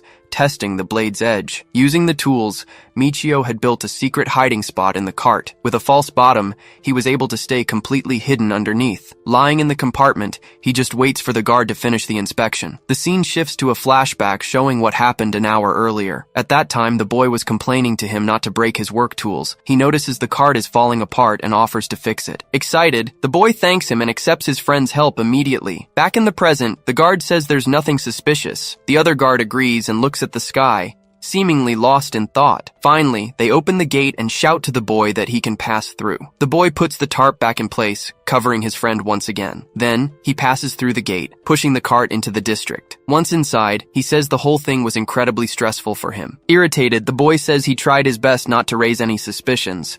With a smile, he thanks Kyo, saying they made it in. Embarrassed, the boy stares at him, surprised by the sudden gratitude. Asking what that was about, the boy says he didn't do anything special. Announcing that he has to go, the boy prepares to run off. Before leaving, he yells for Michio to remember the promise they made. With his eyes closed, he simply agrees and says he got the message. He asks the name of the courtesan the boy works for. Winking, the boy says she is one of the 4 supremes. Hearing the name, he stays silent for a moment, appearing to think. The boy tells him to go home and says goodbye. Heading off. Alone, he celebrates having successfully entered the flower district. Recalling the mission, he remembers he needs to find a certain man. He recalls that the name of the man he's looking for is Kenzaki. Realizing he has very little information, he needs to come up with a new plan. Using his crutch, he decides to walk through the district to investigate. On the streets, many wealthy men strolled with beautiful women by their side. Walking through the city, he always performed a careful survey of the area. He knew the streets held more history and culture than logic. To him, it was essential to feel the city's atmosphere with all his senses. Observing the buildings, he notices a certain regularity in the construction. He notices that in one tenement, there are 5 rooms with similar designs. At the entrance, a woman sat as a sign of welcome to customers. On the other hand, he notices that some rooms were currently closed. Observing the movement, he realizes many of the rooms were shut. He comments that the place was quite busy, even during the day. Walking through the courtyard, he sees that the open rooms were few and far between. Looking at one of the rooms, he sees the woman on the left is available. In the room on the right, another woman also seemed to be waiting for a customer. Making his choice, he turns to pick one of the rooms. Taking the first step, he decides which woman to approach first. Without hesitation, he walks directly toward the room on the left. Asking for permission, he says he has something to ask the woman. She then looks up with a serious and curious expression. Standing in front of her, he waits for a response to his approach. With a small smile, she seems amused by the unusual situation. She then informs him that they do not accept first-time customers. Confused, he asks about the policy of not accepting first-timers. An older woman then appears and says that persistent men are not welcome there. Turning his back, he seems to give up, but stays standing in the same spot. Repeating the phrase, he doesn't seem to understand exactly what it means. Several women begin repeating that they don't accept first-time customers. One of them approaches and apologizes, reinforcing the establishment's rule. Another woman repeats the same phrase with a slightly nervous smile. From behind, a female voice once again denies him service. Another woman, in the dark, also says that first-time customers are complicated. Not understanding the rule, he stands there trying to process the strange situation. Irritated, he shouts and asks what the hell first-time customers are, but suddenly, a loud scream coming from nearby catches his attention. Someone in the crowd shouts for a man to let go of Lady Kasuzu. Witnessing the scene, he hears a plea for help coming from nearby. A man was holding a woman hostage, threatening to kill her if anyone approached. People in the crowd scream for him to stop, saying that violence is forbidden. Mocking them, the man says they think far too highly of themselves. He claims he gave everything to Kosuzu, but she didn't want him. With a knife to her throat, he screams that this is just a flower district. One of the men replies that it's his own fault for not being a regular customer. The man yells back, saying the whole city is in on the scam. In a fit of rage, he curses the place, calling it a filthy slum. Watching the chaos, he simply observes the scene unfold in silence. The man says at this rate, he'll end up as a slave miner. Hearing the mention of a slave miner, his expression changes completely. He remembers that exploited men in the district were sent to that place. Desperate, the man asks her if she wants to die right there with him. Not knowing what to do, the crowd panics. Angrily, one of the men says he won't let the insult slide. A woman comes through the crowd, telling everyone to get out of her way. The men recognize her and shout Lady Yoizi's name in surprise. He then remembers that she is Kyo's employer in the district. Threateningly, the man screams for her not to come closer, or he'll kill the hostage. He keeps yelling, asking if she hears his threats. Stopping in front of him, she stares at him in silence for a moment. Suddenly, she hits him with a fan, leaving him completely stunned. With contempt, she calls him a loser for failing to even be a customer. The crowd comments that it's a common story of men threatening courtesans. He just watches, knowing it's a typical tale in that world. She says a man who only threatens without the courage to act has no right to wound their pride, and tells him to act like it. With a firm gaze, she orders him to leave the city quietly. Terrified, the man screams and calls for the men in suits to help him. She orders her men to grab him, but they hesitate to act. Frightened, they say the man is armed with a sharp blade. Surprised, she asks if they are serious, unable to believe their cowardice. Enraged, the man screams not to mock him and tightens his grip on the knife. He lunges to attack, screaming that she's going to die right there. With the knife pointed at her, he draws closer and closer for the strike, but in the blink of an eye, someone steps in front to protect her. In a swift motion, he throws himself forward and intercepts the man's attack. Grabbing the fan, he uses it to shield himself from the knife strike. Pulling her back, he saves her from the impending attack of the enraged man. Surprised, she just stares at him, shocked by his sudden intervention. Grabbing the man's arm, he stops the attack with his strength. With a grip of steel, he holds the attacker's wrist firmly. Overpowering the man, he disarms him and glares at him with a serious look. Slamming the man to the ground, he pins him down, making him scream in pain. Surprised by his actions, she just watches, not knowing how to react. The guards and the people in the crowd are shocked by the sudden turn of events. Holding the knife, he says he secured it and asks if they have handcuffs. The guards then approach and lead the attacker away as he screams to be let go. Kneeling, the young woman apologizes for putting her sister in danger. Consoling her, The lady says she couldn't stand being insulted like that by him. She warns that this place creates desperate people, and they must be careful. With a smile, the young girl agrees and says she will be more careful. Turning to him, the lady seems to want to talk about what happened. Thanking him for the help, she asks if he knows some kind of martial arts. He replies it's something like that, while she praises his excellent movements. Observing his clothes, she asks if he is an errand boy. With his eyes closed, he replies that he is not an errand boy. With a serious look, he states he is just a customer looking for fun. Surprised, she comments that he is a customer then. Turning around, she calls out and asks him to follow her closely. Not understanding, he just stares at her, confused by the sudden invitation. With a smile, she says she's inviting him to her gaming room. He just stares at her with a serious gaze, showing no reaction at all. Sweeping the street, the boy lets out a sigh, looking quite bored. He complains that Michio is trying to have fun without having any money. Angrily, he shouts that it's far too early for him to be doing that. But then he says that without cash, Michio wouldn't be entertained anyway. With a smile, he says he's going to make a good meal for him. Just then, Lady Yoisei calls for him and warns that there's a customer waiting. The boy responds with a smile, addressing her as Lady Yoisei. Upon seeing the two together, he is completely blindsided by the scene. Not understanding what's happening, the boy screams, shocked to see Michio with his boss. Once inside the room, the two sit down to talk privately. Peeking through the door, the boy tells them to enjoy their time together. Seated, they remain in silence, just staring at each other for a moment. Confused, the boy wonders why Michio is with Lady Yoisei. With her hands reached out, she beckons him to come closer and sit near her. Sipping his tea, he just stares at her, showing no reaction. Telling him to do whatever he wants, she lifts her kimono and teases him. Peeking from outside, the boy reacts with surprise to the scene. After running off, the boy says it's time to clean. Inside the room, Michio takes his teacup and observes her calmly. He then asks if this is her way of thanking him for his help. But she says he saved her life, and this would be far too cheap. At that, he stands up with his crutch and moves toward her. Getting closer, he sits right in front of the mysterious woman. Without hesitation, he places his hand firmly on her thigh. She stares at him intently, her expression unchanging despite his bold move. Then he begins to move his hand, slowly sliding it up her leg, but suddenly he stops and pulls away, apologizing for something. Revealing his plan, he says he lied about being a simple customer. He then asks her to answer some questions as a form of thanks. Exhaling, she gives a small smile at the unexpected turn of events. With a laugh, she enjoys the twist in the situation. With a serious look, she says she already knew he wasn't a customer. Closing her fan, she says he passed the test she prepared. Not understanding, he asks what test she's talking about now. Curious, he asks how she knew he wasn't a client. With a smile, she responds that the answer is very simple. Opening her fan, she explains that the secret was in his bracelet. She says that official customers receive a bracelet as proof of payment. Without it, people are considered suspicious and dangerous infiltrators. She then reveals that the phrase about not accepting customers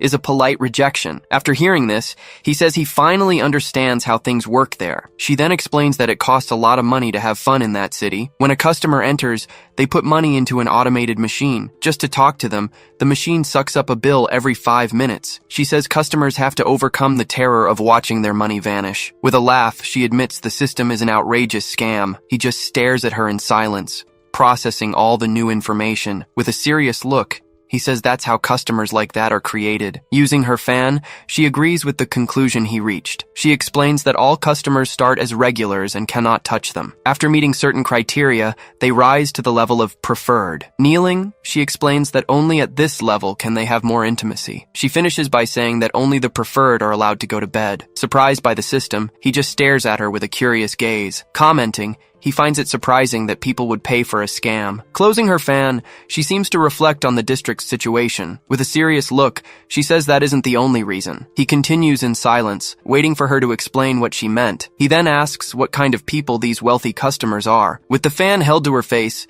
she reveals that most are from the mainland. With a surprised look, he seems to have an important revelation. He asks if there is transportation off the island, like ships or planes. With the fan still to her face, she apologizes and seems to hesitate to answer. She then explains that information regarding leaving the island is confidential. Irritated by the answer, he just clicks his tongue, unable to do anything about it. She then asks if he's finished with all his questions. Closing his eyes, he says he has just one last question. He asks if she knows a man named Kenzaki, a former doctor. She asks who Kenzaki is, appearing not to recognize the name. She explains that it's difficult to find someone by name alone in that place. After hearing this, he says he understands the situation and falls silent. With a smile, She says it's now her turn to ask. Holding his hand, she makes an unexpected proposal. With a seductive look, she asks if he wouldn't like to become hers. Confused, he stares at her, not understanding what she just proposed. The following scene shows the end of another chapter in the story. In a makeshift ring, a fight was about to begin between two men. With her fan,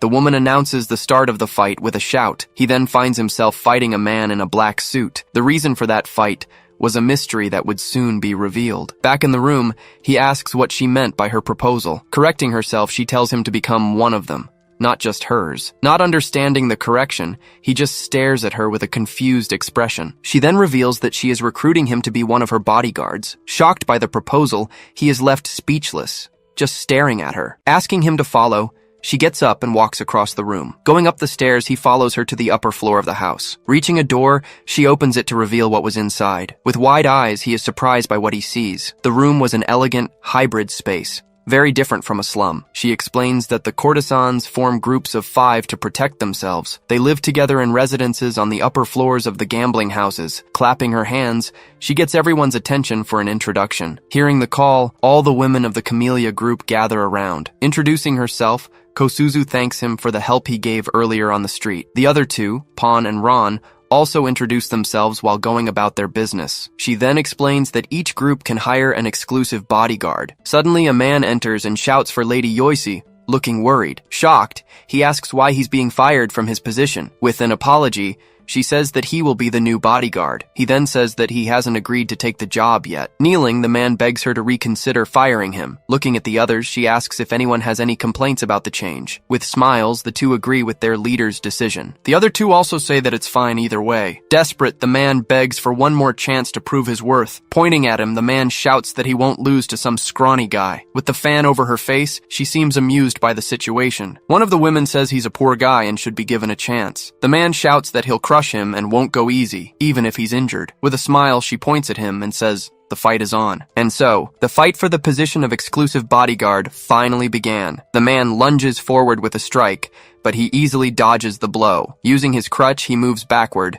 avoiding his opponent's attack. Annoyed, the man tells him not to get cocky just for dodging. He just stares at his opponent in silence, waiting for the next move. With a shout, the man rushes forward again with a series of punches. He dodges every single blow with a series of fluid movements. As a former soldier, he disliked unnecessary violence in any situation. Screaming in anger, the man launches into another desperate attack. The man advances with a flurry of strikes, trying to hit him with everything he's got. This also applied to fights, where he always maintained his composure. He thinks that becoming a bodyguard would help him stay in the city. The benefits of that job were too great for him to ignore. Gripping his crutch, he seems to make a final decision about the fight. With a swift movement, he throws his crutch aside and moves forward. Seeing the opening, the man yells that this will be his final blow, but he prepares for a quick and decisive counterattack. With a precise strike, he hits the man's chin hard. The impact of the blow sends the bodyguard flying, knocking him out instantly. All the women in the room are shocked by his overwhelming victory. Raising his arm, she declares him the winner of the fight and the new bodyguard. Outside, the others comment on how incredibly strong he was in the fight, and so, he takes the first step on his new journey in that district. Now in his new suit, he complains that it's hard to move like this. Just then, one of the women approaches him from behind, catching him by surprise. With a little laugh, she says his tie is a bit crooked. As she fixes the knot, she starts to comment on the fight from earlier. She then finishes by saying his match was really cool to watch. Moving away from him, she comments that there aren't many clients that day. Turning around with a smile, she invites him to a welcome party. Straightening his tie, he just stares at her with a very serious expression. Raising their glasses, everyone toasts together at the welcome party. Gathered in the room, they all seem to be enjoying the celebration. She asks if he doesn't drink, and he replies that alcohol is poison. One of the women asks why Kumika is looking so grumpy at the party. With puffed out cheeks, she complains that the party was supposed to be for just the two of them. The other woman says that a romance with a guard is absolutely forbidden there. Embarrassed, Kumika denies it, saying it's nothing like what she's thinking. She then admits she feels strange whenever a strong man is around. At that, Ron slams her cup on the table with a very serious expression. Eating a chicken leg, she seems quite interested in the conversation. Looking at Kumika, she warns that if she has a romance, she'll snitch on her. Eating sushi, he He comments that they earn points for that, which is good. Annoyed, Kosuzu tells her not to say such terrible things since they are comrades. One of the women asks how many points a romance violation is worth. Consulting a scroll, Ron begins to look for the information she requested. Surprised, she shouts that the penalty is 20 points, a very high amount. Irritated, Kumika screams that she is not having a romance with him. Ron says that with 20 points, she could level up in the district. Sitting at the table, he explains that their rank is determined by points. He continues, saying the three of them are lower-ranking courtesans called Usubeni. In contrast, Yoisei and Kumika are higher-ranking, the Obarazukyo. Kosuzu explains that Yoisei is close to becoming one of the four supremes. Kumika asks her to stop, saying she doesn't even want to hear about it. He then comments that the city is full of ranks for everyone. With a sip, she confirms that the district is a hierarchical society. He just stares at her in silence, absorbing the new information. He asks if reporting others is a way to rank up, and she confirms it. Filling her glass, she says some try to gain points by snitching on others. Getting up from the table, he approaches Ron with his crutch. Standing behind her, he stares at her while she reads the scroll. With wide eyes, he prepares to grab the scroll from her. In a swift move, he snatches the paper from her hands by surprise. Annoyed, she screams, asking what he's doing since he's a guard. Reading the scroll, he finds a rule worth 10 points. He then asks if the rule says no one can leave the district. She confirms it and says that neither courtesans nor guards are allowed to leave. With a dark look, she reveals that the only way out is death. The other two comment that, at least, they never have to worry about food. They say the place is paradise because of the perks. Surrounded by food, they seem to be enjoying life in the district. He then says the place looks like paradise, but with a catch. With a serious look, he questions if it isn't actually a prison. Shouting, Ron asks if there's an errand boy nearby. With a smile, Kyo appears and answers, yes, attending to her call. Everyone starts ordering another round of drinks at the party. Interrupting, he mentions that the errand boy entered through the gate today. She then confirms that errand boys are the only exception. She invites him to sit and eat, since it's his welcome party. Shocked, the boy notices that Michio is speaking to them as an equal. Looking at the moon, the boy sighs, looking quite pensive. He tells himself that Michio has become someone from a distant world. With his stomach growling, he realizes he is very hungry. He says he wants to eat Lady Yoisi's leftovers, but an old woman appears and screams that he can't do that. Smoking, she explains that leftovers are sold to the slums later. Irritated, the boy tells her to shut up, but she reprimands him. Suddenly, the door opens and Michio appears, asking for Kyo. Running toward him, the boy asks why he's there. He then shows the food he brought, a feast full of delicacies. Drooling over the food, the boy says Michio really understands him well, but the old woman screams, warning that he can't touch those leftovers at all. Pointing at Michio, she says that man might end up reporting him for it. Scared, the boy looks at Michio, who just stares at the situation in silence. He then says he has no interest in snitching or earning points. Showing the food, he mentions he has a favor to ask as an advance. With a serious look, the boy stares at him, seemingly thinking about the proposal. The next day, the boy walks through the forest, pushing his cart. With a tired expression, he seems exhausted from all the walking. Suddenly, he sees something in the distance and lets out a cry of surprise. Waving his hand, he calls out to someone hanging laundry. Turning around, the woman stares at him, confused by the boy's sudden call. Running toward her, he asks if she is Lady Rinne. With a giggle, she says that thanks to him, Michio managed to get in. Handing him a cup, she offers a drink to the boy, who is surprised. Amazed by the clean water, he says he's never seen anything like it. Sitting down, she says he needs to drink clean water and offers to teach him. She explains that you just have to boil and extract the water, leaving him impressed. With a smile, she asks if Michio is doing well. Excitedly, he tells her that Michio became an exclusive guard on his first day. With a satisfied smile, she says she's happy to hear that. Remembering something, he says Michio asked him to deliver a message. Handing her an envelope, the boy says Michio asked to give it to her. Opening the package, she reads the message with a worried expression. In the note, Michio asked for information about a man named Kenzaki. Curious, the boy tries to peek and asks if she is looking for him. With a smile, he offers to pass information to Michio. Closing her eyes, she seems to weigh the boy's offer. With a serious look, she says she can't trust him, which surprises him. Irritated, he screams, asking why she can't trust him with this. She explains that the district is closed off, and if they are found out, it will be dangerous. With her hand on the envelope, she tells him not to worry about it. She shouts that, in the worst-case scenario, he could be killed for this. Terrified by the warning, the boy falls silent, just staring at her. The scene shifts to a flashback of their previous meeting. That night, Michio had asked the boy to deliver the letter to the doctor. With a smile, the boy says it would be a very easy task. He tells them to eat the food he received, but the old woman screams, warning him not to eat those leftovers. Crouching down, he offers the food to both of them, asking for silence. He says it's hush money, so they stay quiet about everything. Inside the box was a full feast with various delicious foods. With wide eyes, the old woman is shocked by the offer. Gritting her teeth, she seems to struggle against the temptation to accept. But in the end, she gives in and starts devouring the feast, thanking him. The two eat desperately, grateful for the food they gained. With his mouth full, the boy smiles, happy to eat so much. Back at the clinic, the boy looks pensive after finishing his meal. Clutching the bag, he seems to have made an important decision. Telling everything to the doctor, he says Michio lied to him. She just stares at him, curious to hear the rest of the story. Angrily, he tells her that Michio said he was going to buy a woman. Irritated, he says he almost started to hate him because of the lie. But he says he's glad Michio is there to help people. With a determined look, he shouts that he wants to be of help to Michio. She just stares at him in silence, surprised by the boy's excitement. Whispering, he says Michio can't do anything without his help. With a sigh, she seems to agree with what the boy said. Laughing, they comment on how Michio has been acting strange lately. With a smile, he tells her to tell him everything without worrying. Closing her eyes, she finally agrees to trust the boy. With a serious expression, she begins to talk about the man named Kenzaki. She explains that he is likely using a different name and face. Desperate, the boy screams that they won't be able to find him then. Sitting down, she says Kenzaki has a unique and special characteristic. With a serious expression,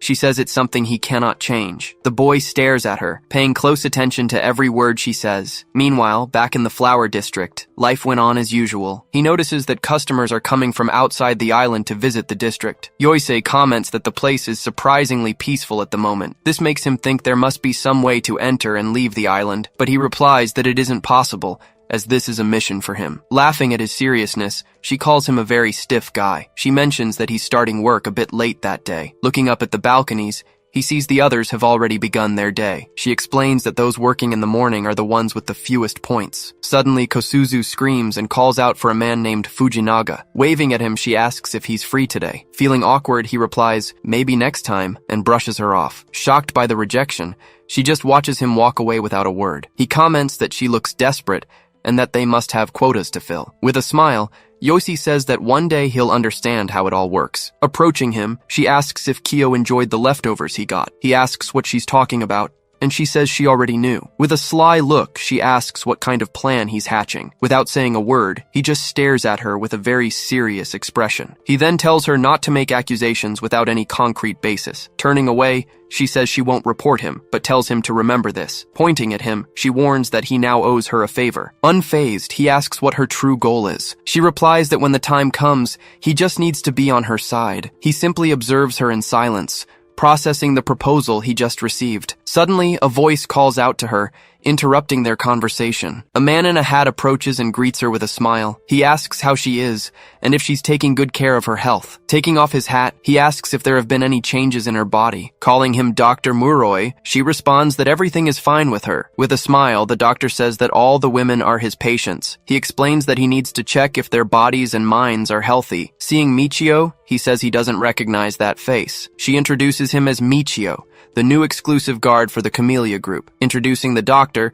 she says he performs the regular checkups for the courtesans. But she finds it strange, asking if the health exam wasn't supposed to be later. The doctor explains he's there because of the district president's condition. Worried, she asks if the president is okay, and he confirms it. Suddenly, the doctor seems to notice something and turns to Michio. Looking at the crutch, he asks if he fractured something. He replies it was just a somewhat deep cut, nothing major. With his hand on his chin, the doctor says it's serious and could get infected. Offering help, he asks to take a look, but Michio refuses. Warning him not to take injuries lightly, the doctor insists on helping. Crouching down, he tries to disinfect the wound but is stopped again. With a serious look, Michio prepares for a swift and decisive action. Suddenly, he lands a blow on the doctor, sending him flying. With a circular motion, the doctor throws his gloves into the air. Surprised by the attack, everyone on the street is shocked by the scene. Not understanding anything, the boy asks what all of that meant. She then reveals that the man they are looking for has a prosthetic arm. With wide eyes, the boy is shocked by the revelation. She explains that the man has no arm from the elbow down. She continues,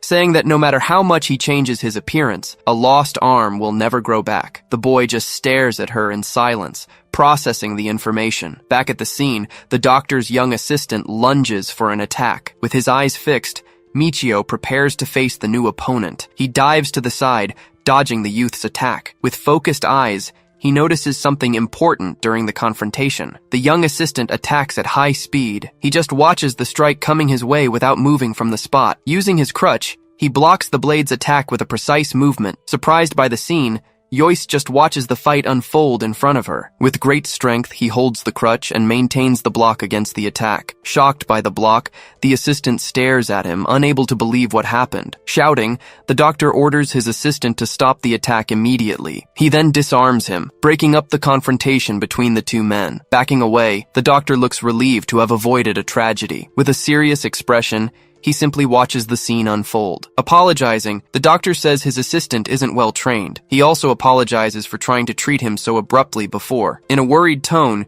he mentions that deep wounds can get infected. Adjusting his prosthesis, he says he knows what it's like to miss a limb. Snapping his fingers, he comments that living like that is quite inconvenient. He just stares at the doctor in silence, showing no reaction. Reprimanding the assistant, the doctor says he hasn't forgiven his careless actions. He then tells the boy that he isn't the one who should receive the apology. The young assistant just stares back, agreeing with the scolding. Bowing, he sincerely apologizes for his reckless behavior. With a dark look, the man says to himself that he almost killed him. Still serious, he glares at the assistant, taking in the situation. The doctor then apologizes to Yoisei for his assistant's behavior. Calling for Roku, he says it's time to leave, and the boy obeys. Concerned, she asks if he's okay after all that chaos. Holding his crutch, he confirms he's fine. He then notices that his crutch was broken during the fight. With a grim look, he analyzes the damaged wood in his hands. That night, he sits on the roof, watching the full moon. With his eyes closed, he dives into his memories, concentrating deeply. In his mind,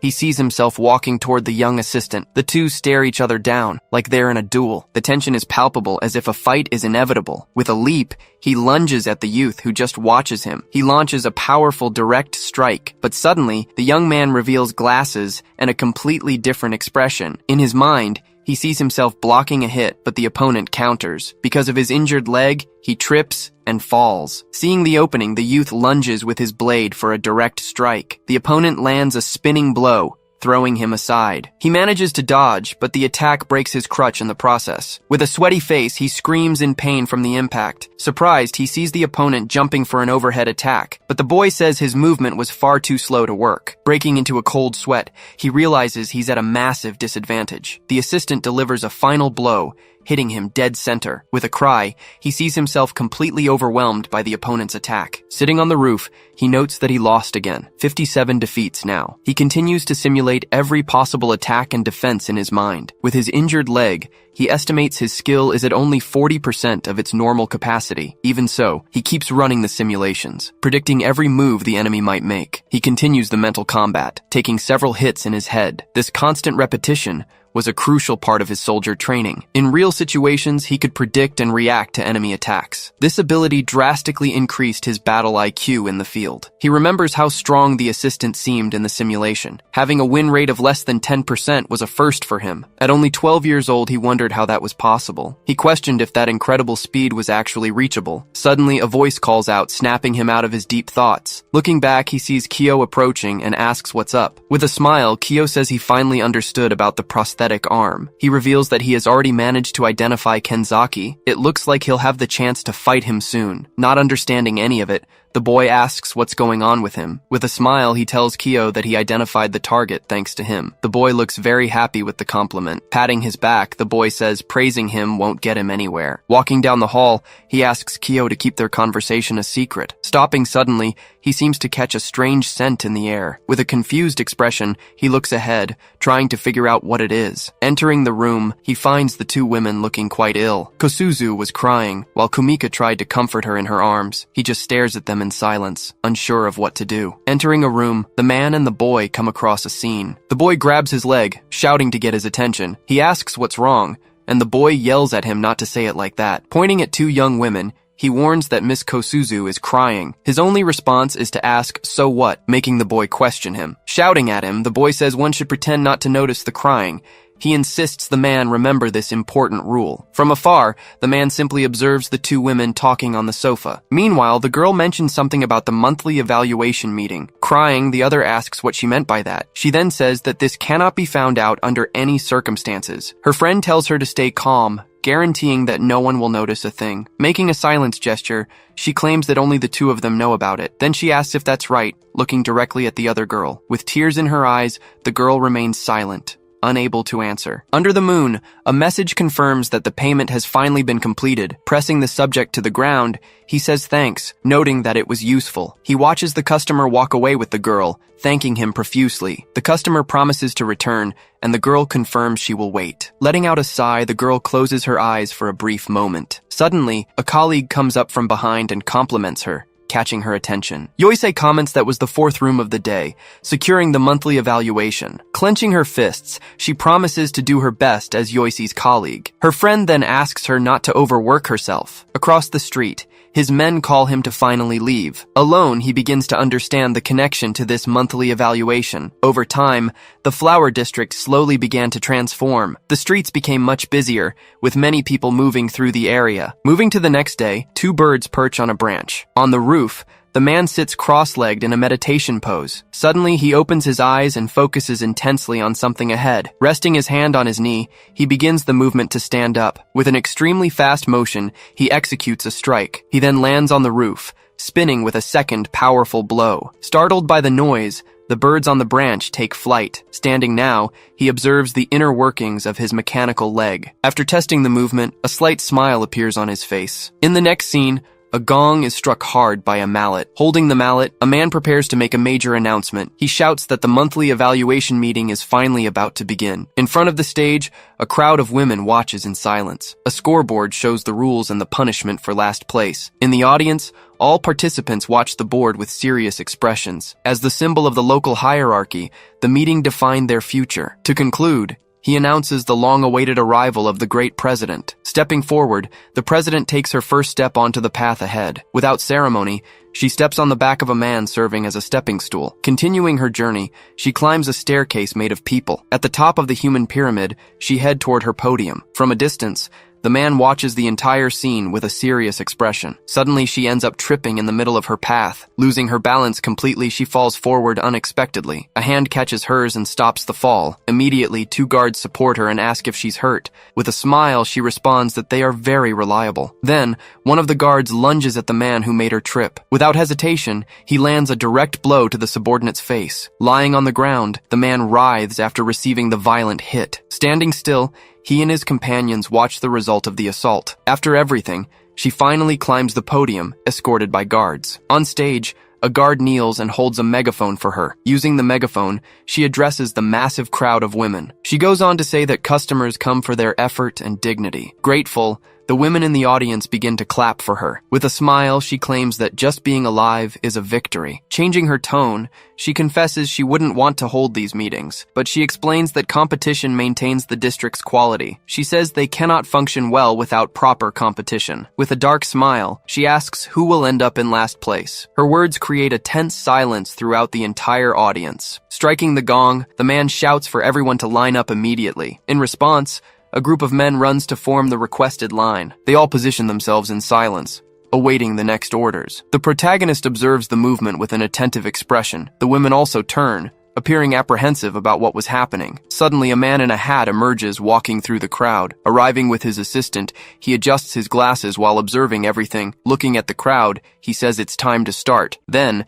the announcer shouts that the time has come to reveal the results. He prepares and starts drumming with great force. With the drumsticks, he hits the surface of the drum with all his might. Over the megaphone, the president announces that the sales champion is Yoisei. Immediately, her name appears at the top of the event's main scoreboard. Her colleagues comment that she is incredible, as expected by everyone. Receiving congratulations, Yoisei simply thanks her colleagues for the recognition. Commenting on the result, a friend says Yoisei will be one of the 4 supremes. Crying heavily, she says living with Yoisei is the treasure of her life. Announcing second place, the president calls Mio's name over the megaphone. Approaching, Kumika congratulates Yoisei on her great victory. Surprised by the gesture, Yoisei comments that it's rare to hear congratulations from Kumika. In response, Kumika tells her not to act like she's a heartless villain. She claims she can at least offer congratulations, and Yoisei apologizes. She mentions that the 4 Supremes get a mansion, confessing that Yoisei was a nuisance, but she admits that with her departure,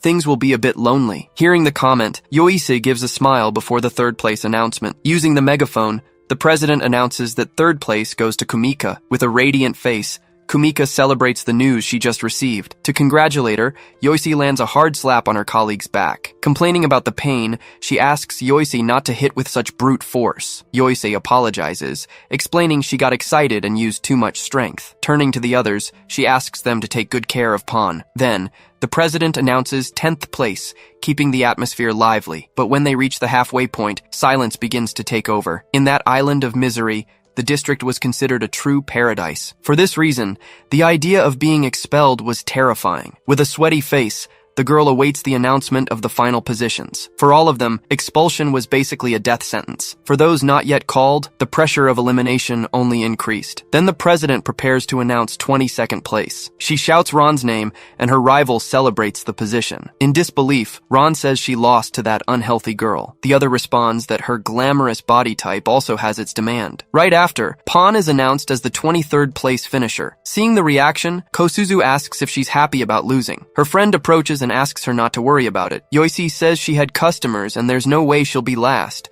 But the president announces that, out of boredom, she would reveal everything at once. On the board, Kosuzu appears in 30th, narrowly escaping the last position. Relieved, she prepares to continue her life in the district as usual. With a smile, the president concludes the sales ranking for that month. She then warns that those were only the preliminary evaluation results. Mentioning a report, she talks about bonus points and penalties. She announces that the rankings will be completely reorganized because of this. Striking the gong, the man shouts that now come the real results. The scoreboard then begins to update all positions and names. The last two spots flash, and Yoisi watches without understanding anything. Her rivals also don't understand, questioning what was happening. The names start fitting into the middle positions of the ranking. In the end, Kosuzu's name appears in the very last spot on the board. Completely paralyzed, she cannot believe what just happened. Whispering among themselves, the women question what Kosuzu might have done. On stage, the president asks why the announcer is so quiet. She orders him to liven up the event or he won't be doing his job. Surprised by the command,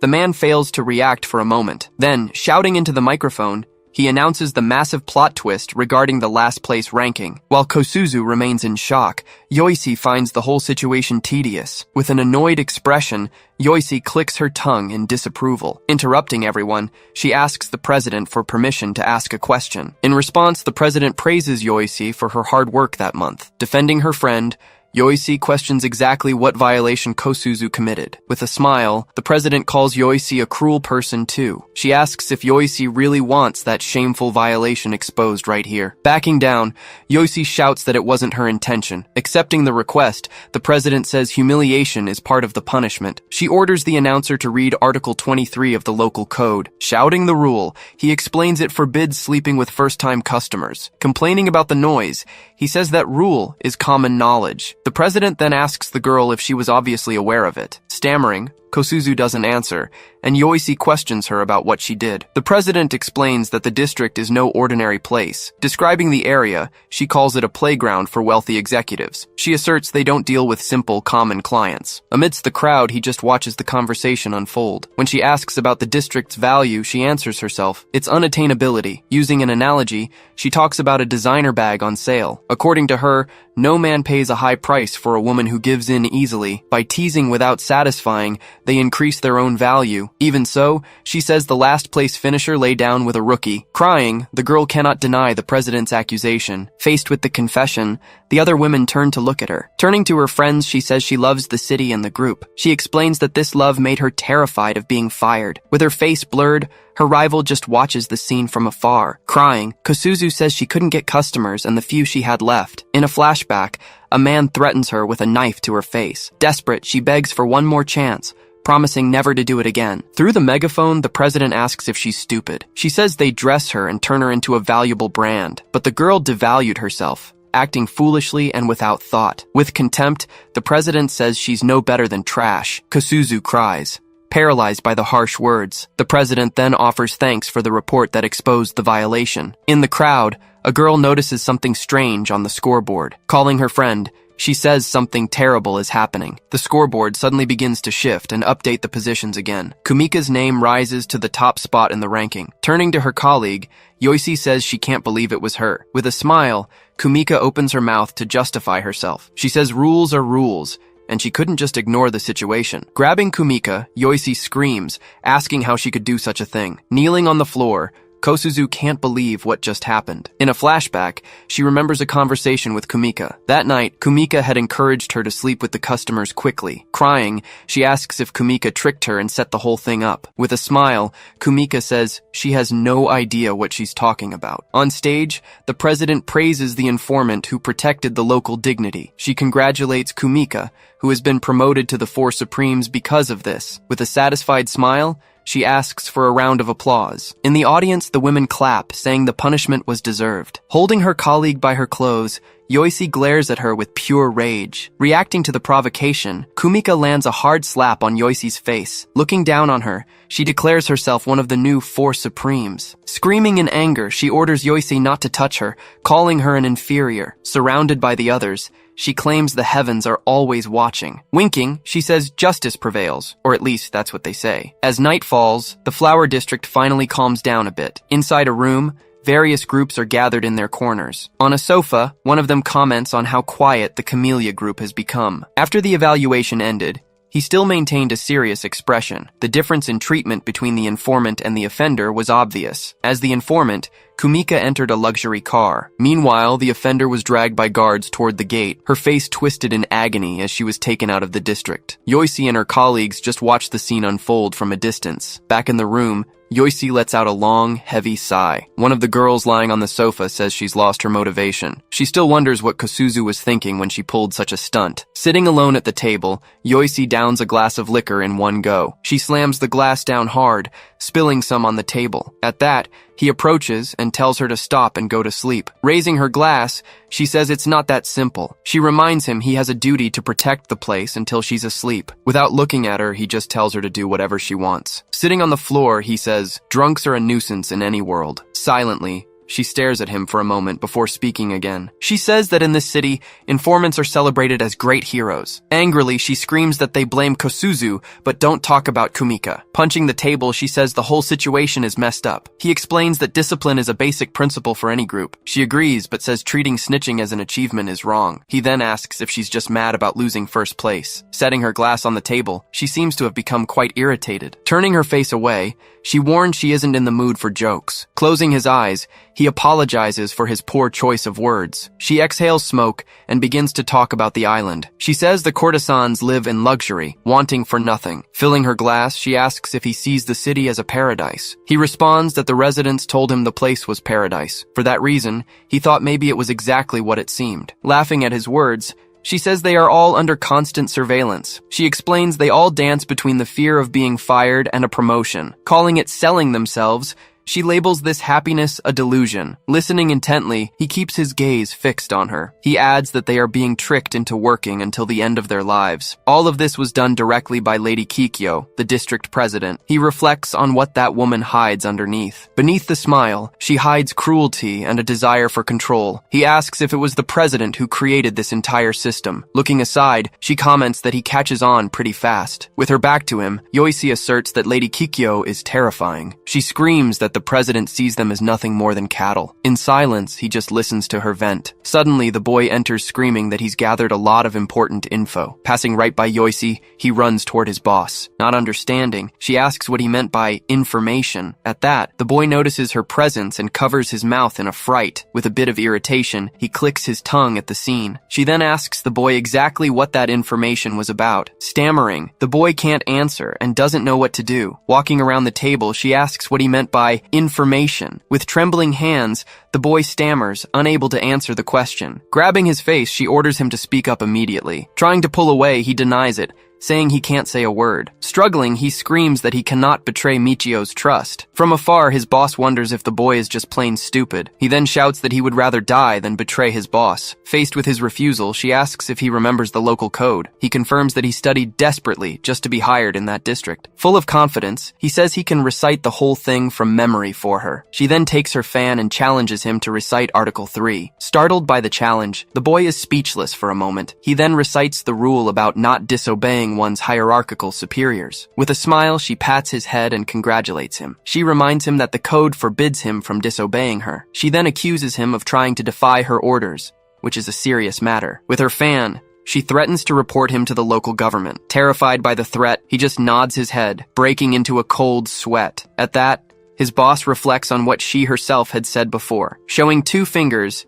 she tells him she will give him 2 choices. The first option was to keep his mouth shut and face the consequences. With expulsion as the punishment, the boy shakes his head in terror. With a smile, she says she isn't a demon and offers another option. She asks him to tell her everything, no matter what the information is. As a reward, she promises not to report either him or his boss. Grateful, the boy praises Yoisi for her immense kindness toward them. Repeating himself several times, he asks if he can finally share the information. Observing the scene, his boss thinks about how easy the boy is to manipulate. Starting to talk, he says that he followed the offender after the evaluation. Speaking loudly, she tells him to be quiet, so no one hears them. She asks if he was the one who gave the order, and he confirms it. He then asks if she isn't curious about the fate of those who are expelled. For that reason, he thought there must be something important at their destination.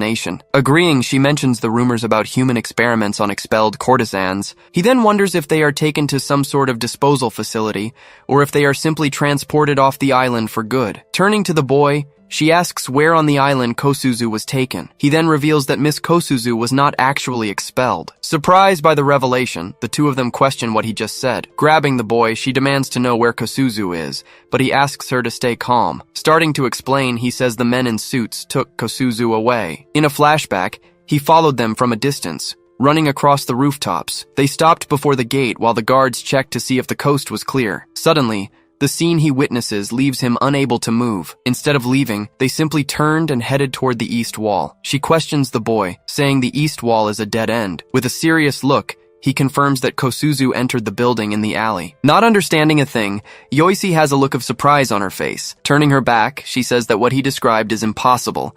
He then tells her to stop the drama and just ask which building it is. With a worried expression, she says there's only a clinic there. She then reveals that it is the clinic of the well-known Dr. Muroi. Surprised, he asks if she's sure about that. He begins to think about the whereabouts of the woman who was expelled. With this revelation, he has a new suspicion about what might have happened. With a slight smile, he begins to understand the whole situation better. The expelled woman was under the care of the hated Dr. Rin. Standing up, she leaves, and the boy asks where she is going. At that, he also stands up, and the boy questions what he's doing. Turning to the boy, he forbids him from coming along. Startled by the order, the boy doesn't know how to react. Ignoring his boss, he follows him down the hall, calling his name. He then turns around and explains that there might be a fight at the location. Now outside, the 2 of them walk together down the dark corridor. She asks what he wants and where he thinks he's going. Silently, she stares at him with a serious and suspicious gaze. With the same expression, he insists on knowing where she is going. Asking her to go back and sleep,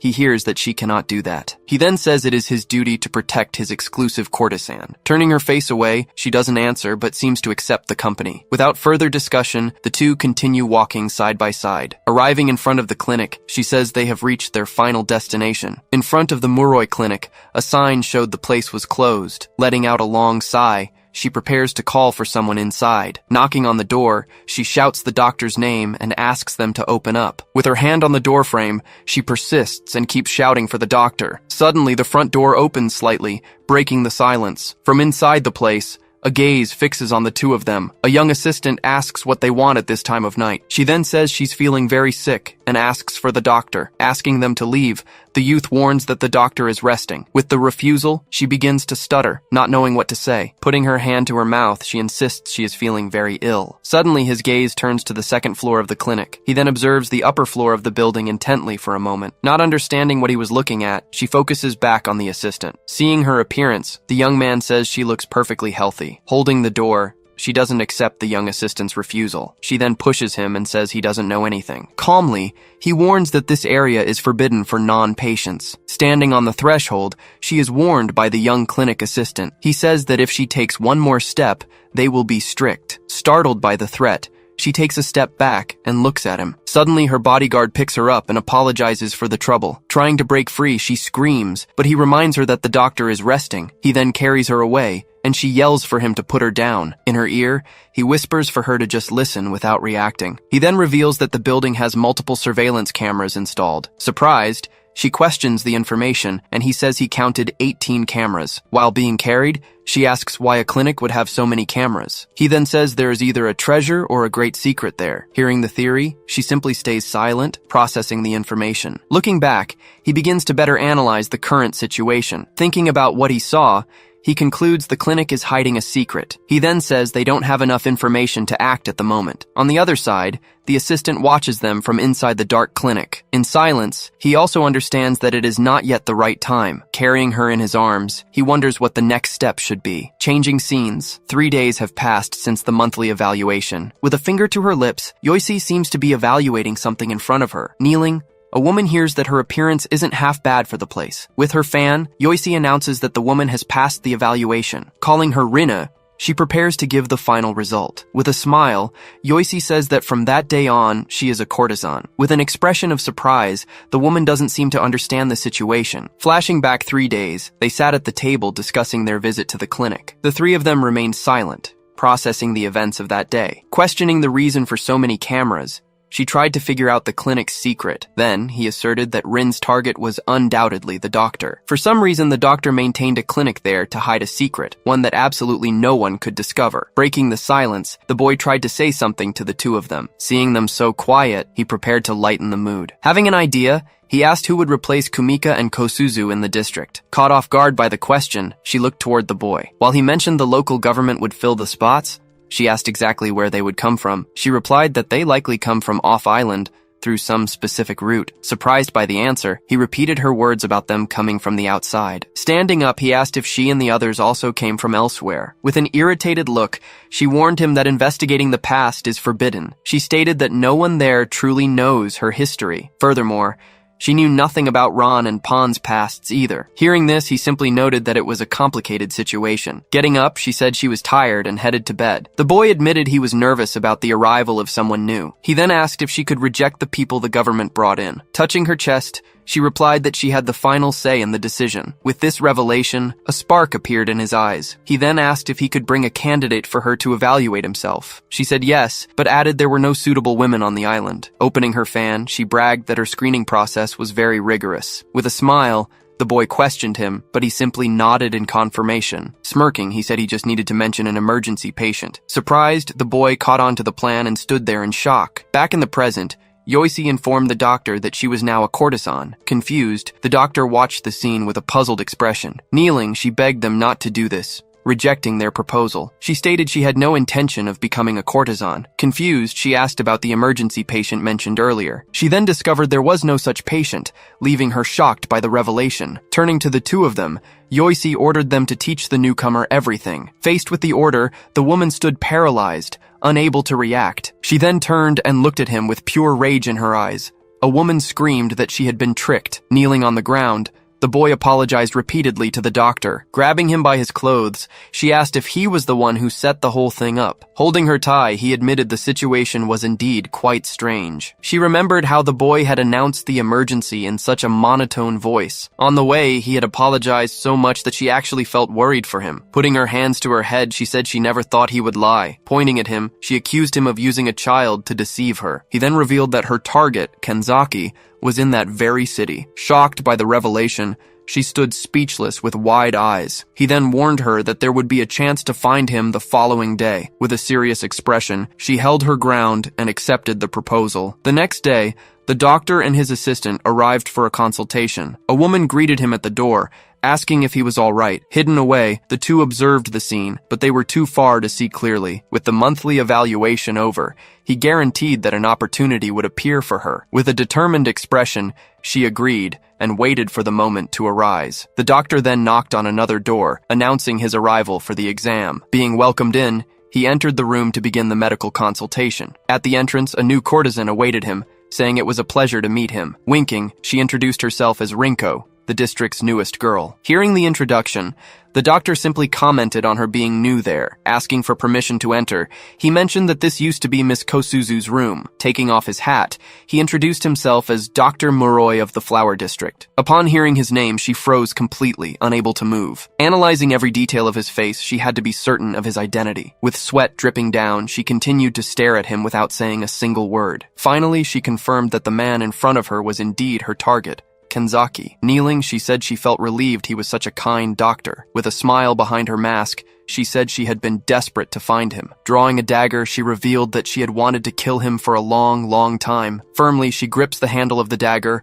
ready to strike. In a flashback, he warns her to absolutely not kill her target. He explains that the doctor's assistant would likely kill her immediately afterward. For that reason, he asks her not to try to kill him if she wants to succeed. He even asserts that the time to kill him has not yet arrived. Back in the present, she pulls back her arm and puts the dagger away. Seeing her expression, the doctor asks if there is anything wrong with her. She then says she is fine and asks him to proceed with the exam. Putting on his stethoscope, he asks if she has been eating well. Continuing the exam, he asks if she has been able to sleep well. He then asks if she has a history of illnesses or surgeries. Afterward, he questions if she takes any medication or if her parents have any diseases. Asking about genetic conditions, he also wants to know if she catches colds. He continues the exam, asking about high fevers and other ailments. Finishing the questionnaire, he says he understands and stares at her with a smile. With the clipboard in hand, he says her organs and systems are excellent. With a strange look, he comments that her body has always been like this. In her thoughts, she confirms that her body has always been this way. In a flashback, she remembers when she worked in conflict zones with soldiers. Begging for death,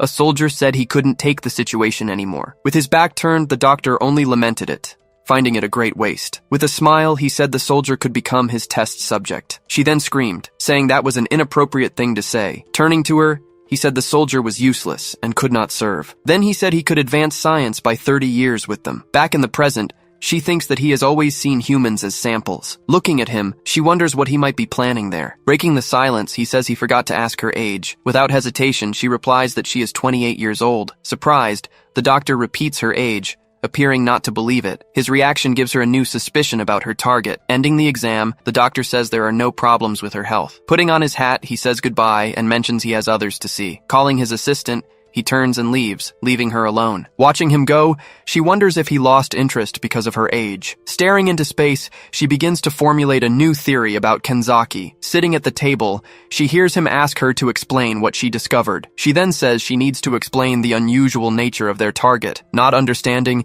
he just stares at her, waiting for the explanation she promised. She reminds him that she already mentioned working for Doctors Without Borders. There, in the midst of her work, was where she met Kenzaki for the first time. Coming from Japan, only 3 people joined the organization at that time. It was her, Kenzaki, and another man named Satsuma. Being all Japanese, they ended up becoming friends at the camp. But even back then, she remembers that Kenzaki was a bit strange. At that time, she believed he was simply passionate about medicine. In front of her, a patient lay tied to a stretcher. Shocked, they asked what Kenzaki was doing with that patient. With a smile, he said he was testing a transplant surgery. Showing the leg, he said he found a good one for the transplant. Terrified, Satsuma asked if he understood what he was doing there. He then explained that many soldiers leave the front because they lose limbs. With a shout, he said that battlefield medicine would be transformed by this. Speechless, the two looked in shock at the patient on the stretcher. The patient then began to writhe and shake violently on the stretcher. With his eyes rolled back,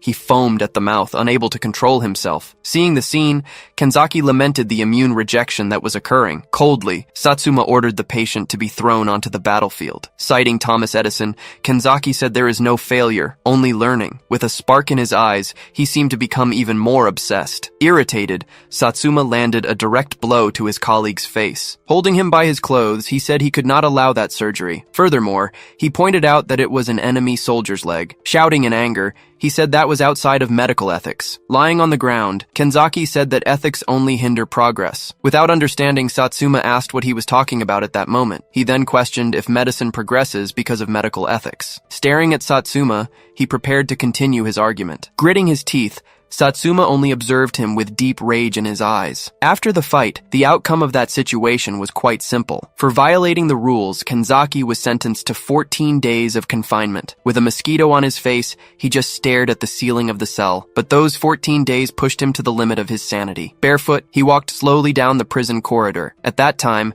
they had volunteered to supervise Kenzaki due to a staff shortage. Satsuma believed Kenzaki would learn from his mistakes and return to normal. Reaching the cell, he told the prisoner it was time to eat. Suddenly, he stepped into a pool of blood on the cell floor. Looking inside, he was shocked by what he saw. Running to the door, he tried to open it, shouting to ask what Kenzaki had done. Unable to open the door, He kept screaming for his colleague. On the floor, the food he brought was scattered and spilled everywhere. Looking at the victim, Kenzaki lamented that the organs were good, but the vessel was not. Holding a scalpel, he said that as parts, they would serve his experiments. Seeing the scene, Satsuma called him a bastard, pure rage in his voice. With a smile, Kenzaki said he had arrived at the perfect time. Without hesitation, he threw a scalpel at his colleague. Hit in the neck, Satsuma reached for the wound, unable to understand. Kenzaki then explained that he needed new subjects and surgical instruments. With a grin, he compared the situation to a patient bringing his own scalpel. Slumped on the floor, Satsuma tried to say Kenzaki's name before dying. When she reached the cell, she realized something had gone horribly wrong. Inside, the remains of what was once Satsuma were scattered across the floor. Horrified by the scene,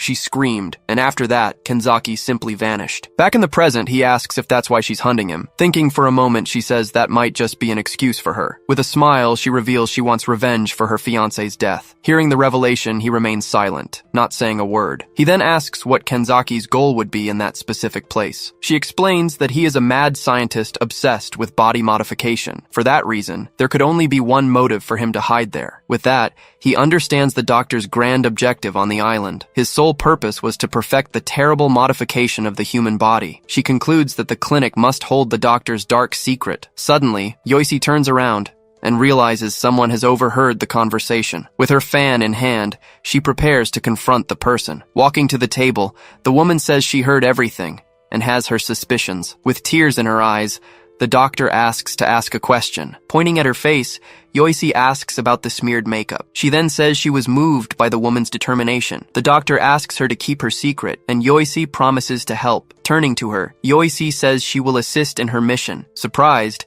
neither of them expected that reaction from the courtesan. Calling out to him, she orders him to infiltrate the clinic with Rinne. He then says that if the doctor is doing something wrong, they will act. With the evidence, she claims they can punish him using the local code. Kneeling on the floor, Rinne screams that punishment is far too little for him. Yoisi then reminds her that killing is forbidden under the district's rules. Touching her, Yoisi says doctors must keep people alive. She says that killing him would make her just like the person she despises. Irritated, Rinne simply clicks her tongue in response. Sitting in his chair, he says he agrees with most of the plan, but he warns that he will kill the doctor if he deems it necessary. Showing his hand, he says they are already dirty anyway. He then says he would have raided the clinic already if he could, but he reminds her that the place has dozens of surveillance cameras. She offers her help, but he questions her acting skills. With her hand over her mouth, she recalls her performance in front of the clinic. Suddenly, the boy comes running, catching Yoisi's attention. With a smile, he says he brought the bottle she asked for. Handing the bottle to her, he is thanked for his help. She then pops the cork with great ease and speed. Without using a glass, she tips the bottle back and drinks straight from the neck. He asks what she's planning, and the doctor watches, confused. With her mouth full, she says she's not good at actual acting. Watching the scene, the doctor breaks into a cold sweat, not understanding the situation. He then says she's going to become a real drunken patient. With the bottle in hand, she says she'll lure them out and is counting on him. The doctor and he are shocked by the courtesan's boldness. Suddenly, she runs and prepares to jump out the window. Without hesitating, she leaps from the building's second floor. On the street, she falls hard onto one of the men in suits. With the impact, both crash onto the stone floor. Startled by the noise, everyone runs to see what happened. Slumped on the ground, Yoisi writhes as people recognize her. He then shouts for them to call a doctor and not to touch her head. The doctor says the situation is serious and they need to treat her. Clenching her fist, Rinne understands the plan and prepares to act. Behind her, he asks if she's going to waste Yoisi's determination. He then says the emergency will force them to leave the clinic empty. With the target gone, they will have the perfect opportunity to break in. On the street, the doctor and his assistant finally arrive at the scene of the accident. Lying there, Yoisi tells Rinne not to fail and says she's counting on her. In front of the clinic, the two prepare to enter the building. Running, he uses his arm to smash the front door. With a single blow, he shatters the wood and opens the way. Worried about the noise, she comments that he is being very bold. With the door open, he calls her and says they need to move fast. Sweating, she prepares to enter and begin the search of the clinic. Entering the room, he observes the dark and silent environment. With a serious look, he notes that there is nothing unusual. Emerging from the back, she says that there was only a storage room there. He says there is nothing suspicious, but she finds it hard to believe. Suddenly, he seems to notice something, and his eyes widen. He throws himself to the floor, and she asks what happened. With his ear to the ground, he remains silent, concentrating. Lying down, he says he can hear a sound coming from below. Following the noise, he finds the source under the examination table. Looking closely, he discovers there is a basement in that room. Under the exam table, a secret ladder led to the subfloor. Lighting the way, the two descend the long ladder into the basement. At the bottom of the stairs, they find a large metal door. Without hesitation, he grabs the handle and opens the basement door. Inside, the two face something completely unexpected and shocking. On the street, a crowd forms around Yoisei, who has fallen to the ground. With blood in her mouth, she moans in pain, unable to move. The doctor says she broke something and that he will treat her right there. Lying on the stretcher, she thinks that this will buy them plenty of time. In her thoughts, she blinks and sends a signal to her companions. Lying on the ground, she wonders where her attendant went. The doctor approaches and asks if she is looking for something. With a smile, he asks if she is looking for Roku. Surprised, she stares at him, not knowing how to respond to his question. He then reveals that he sent his assistant back to the clinic. Looking at the scene from above, he says that didn't look like an accident. With the revelation, she is shocked and stammers, unable to explain herself. With a dark look, he asks why she jumped on purpose. Worried, she thinks that he knows and warns them to be careful. Back in the basement, the two prepare for what they will find. Walking through the basement, they come across a massive secret laboratory. Inside a capsule, a man with a respirator was completely motionless. Horrified, she wonders if these were large-scale, inhuman experiments. Clenching her teeth, she repeats Kenzaki's name with pure hatred. Angrily, she punches the glass and screams about how monstrous he can be. Suddenly, she feels something touch her hand on the lab floor. Turning around, she sees a creature crawling toward her. With wide eyes, she screams, terrified by the scene. Crawling along the floor, a humanoid creature approaches her, crying loudly. The creature, with tears in its eyes, was making a loud sobbing sound. Crawling, it approaches and stops right in front of the two visitors. With a serious look, he says he understands the situation of those people. Kneeling, he says their dignity has been continuously stolen by the doctor. Picking up a knife, he says he understands and prepares to act. With the knife in hand, he promises he will let them end their lives. Suddenly, a projectile hits the floor near his hand. Turning around, he faces the person who threw the object toward him. With a focused look, he prepares for the coming combat. His face is then hit, leaving a cut on his cheek. From a distance, the doctor's assistant says that cannot be done. With a cut on his face, he just keeps staring at his opponent. The young man says he cannot kill the doctor's test subjects. Clenching her teeth, she repeats the young man's words with disgust. Screaming in anger, she says they are real human beings. The assistant draws his sword and says he needs to eliminate the intruders. Without hesitation, he runs toward her to attack with his blade. With sword in hand, he prepares to land a blow. Surprised, she sees the attack coming her way, unable to react. At that, he steps in front and blocks the strike with his weapon. Pushing the youth back, he says he can't find the two women. Shouting, he tells Rinna to go ahead with their mission. With a determined look, she nods and prepares to run. Kicking the assistant, she screams for her companion not to die. With sword in hand, the young man says he won't let her pass. With the distraction, Rinny manages to run to the back of the lab. With his face wounded, he just watches the ongoing fight. He then grabs the youth's blade with his bare hands. Surprised, the boy tries to pull his weapon back but can't. With that, he is thrown to the side and nearly loses his balance. With the help, he manages to pull away and create some distance. The assistant says this is problematic and that he needs to stop them. He then says his speed is no match for his own. Preparing his weapon, the youth says he will finish him instantly. With a serious look, he just stares at the opponent, ready for combat. The two then position themselves and prepare for the confrontation. Advancing at high speed, the young assistant attacks the opponent directly. With a focused gaze, he watches his rival's movement without backing down, but he manages to block the blow with his weapon at the last second. Having his attack stopped, the assistant glares at him with a serious expression. With his weapon ready, he prepares to start his counterattack. He then strikes the ground,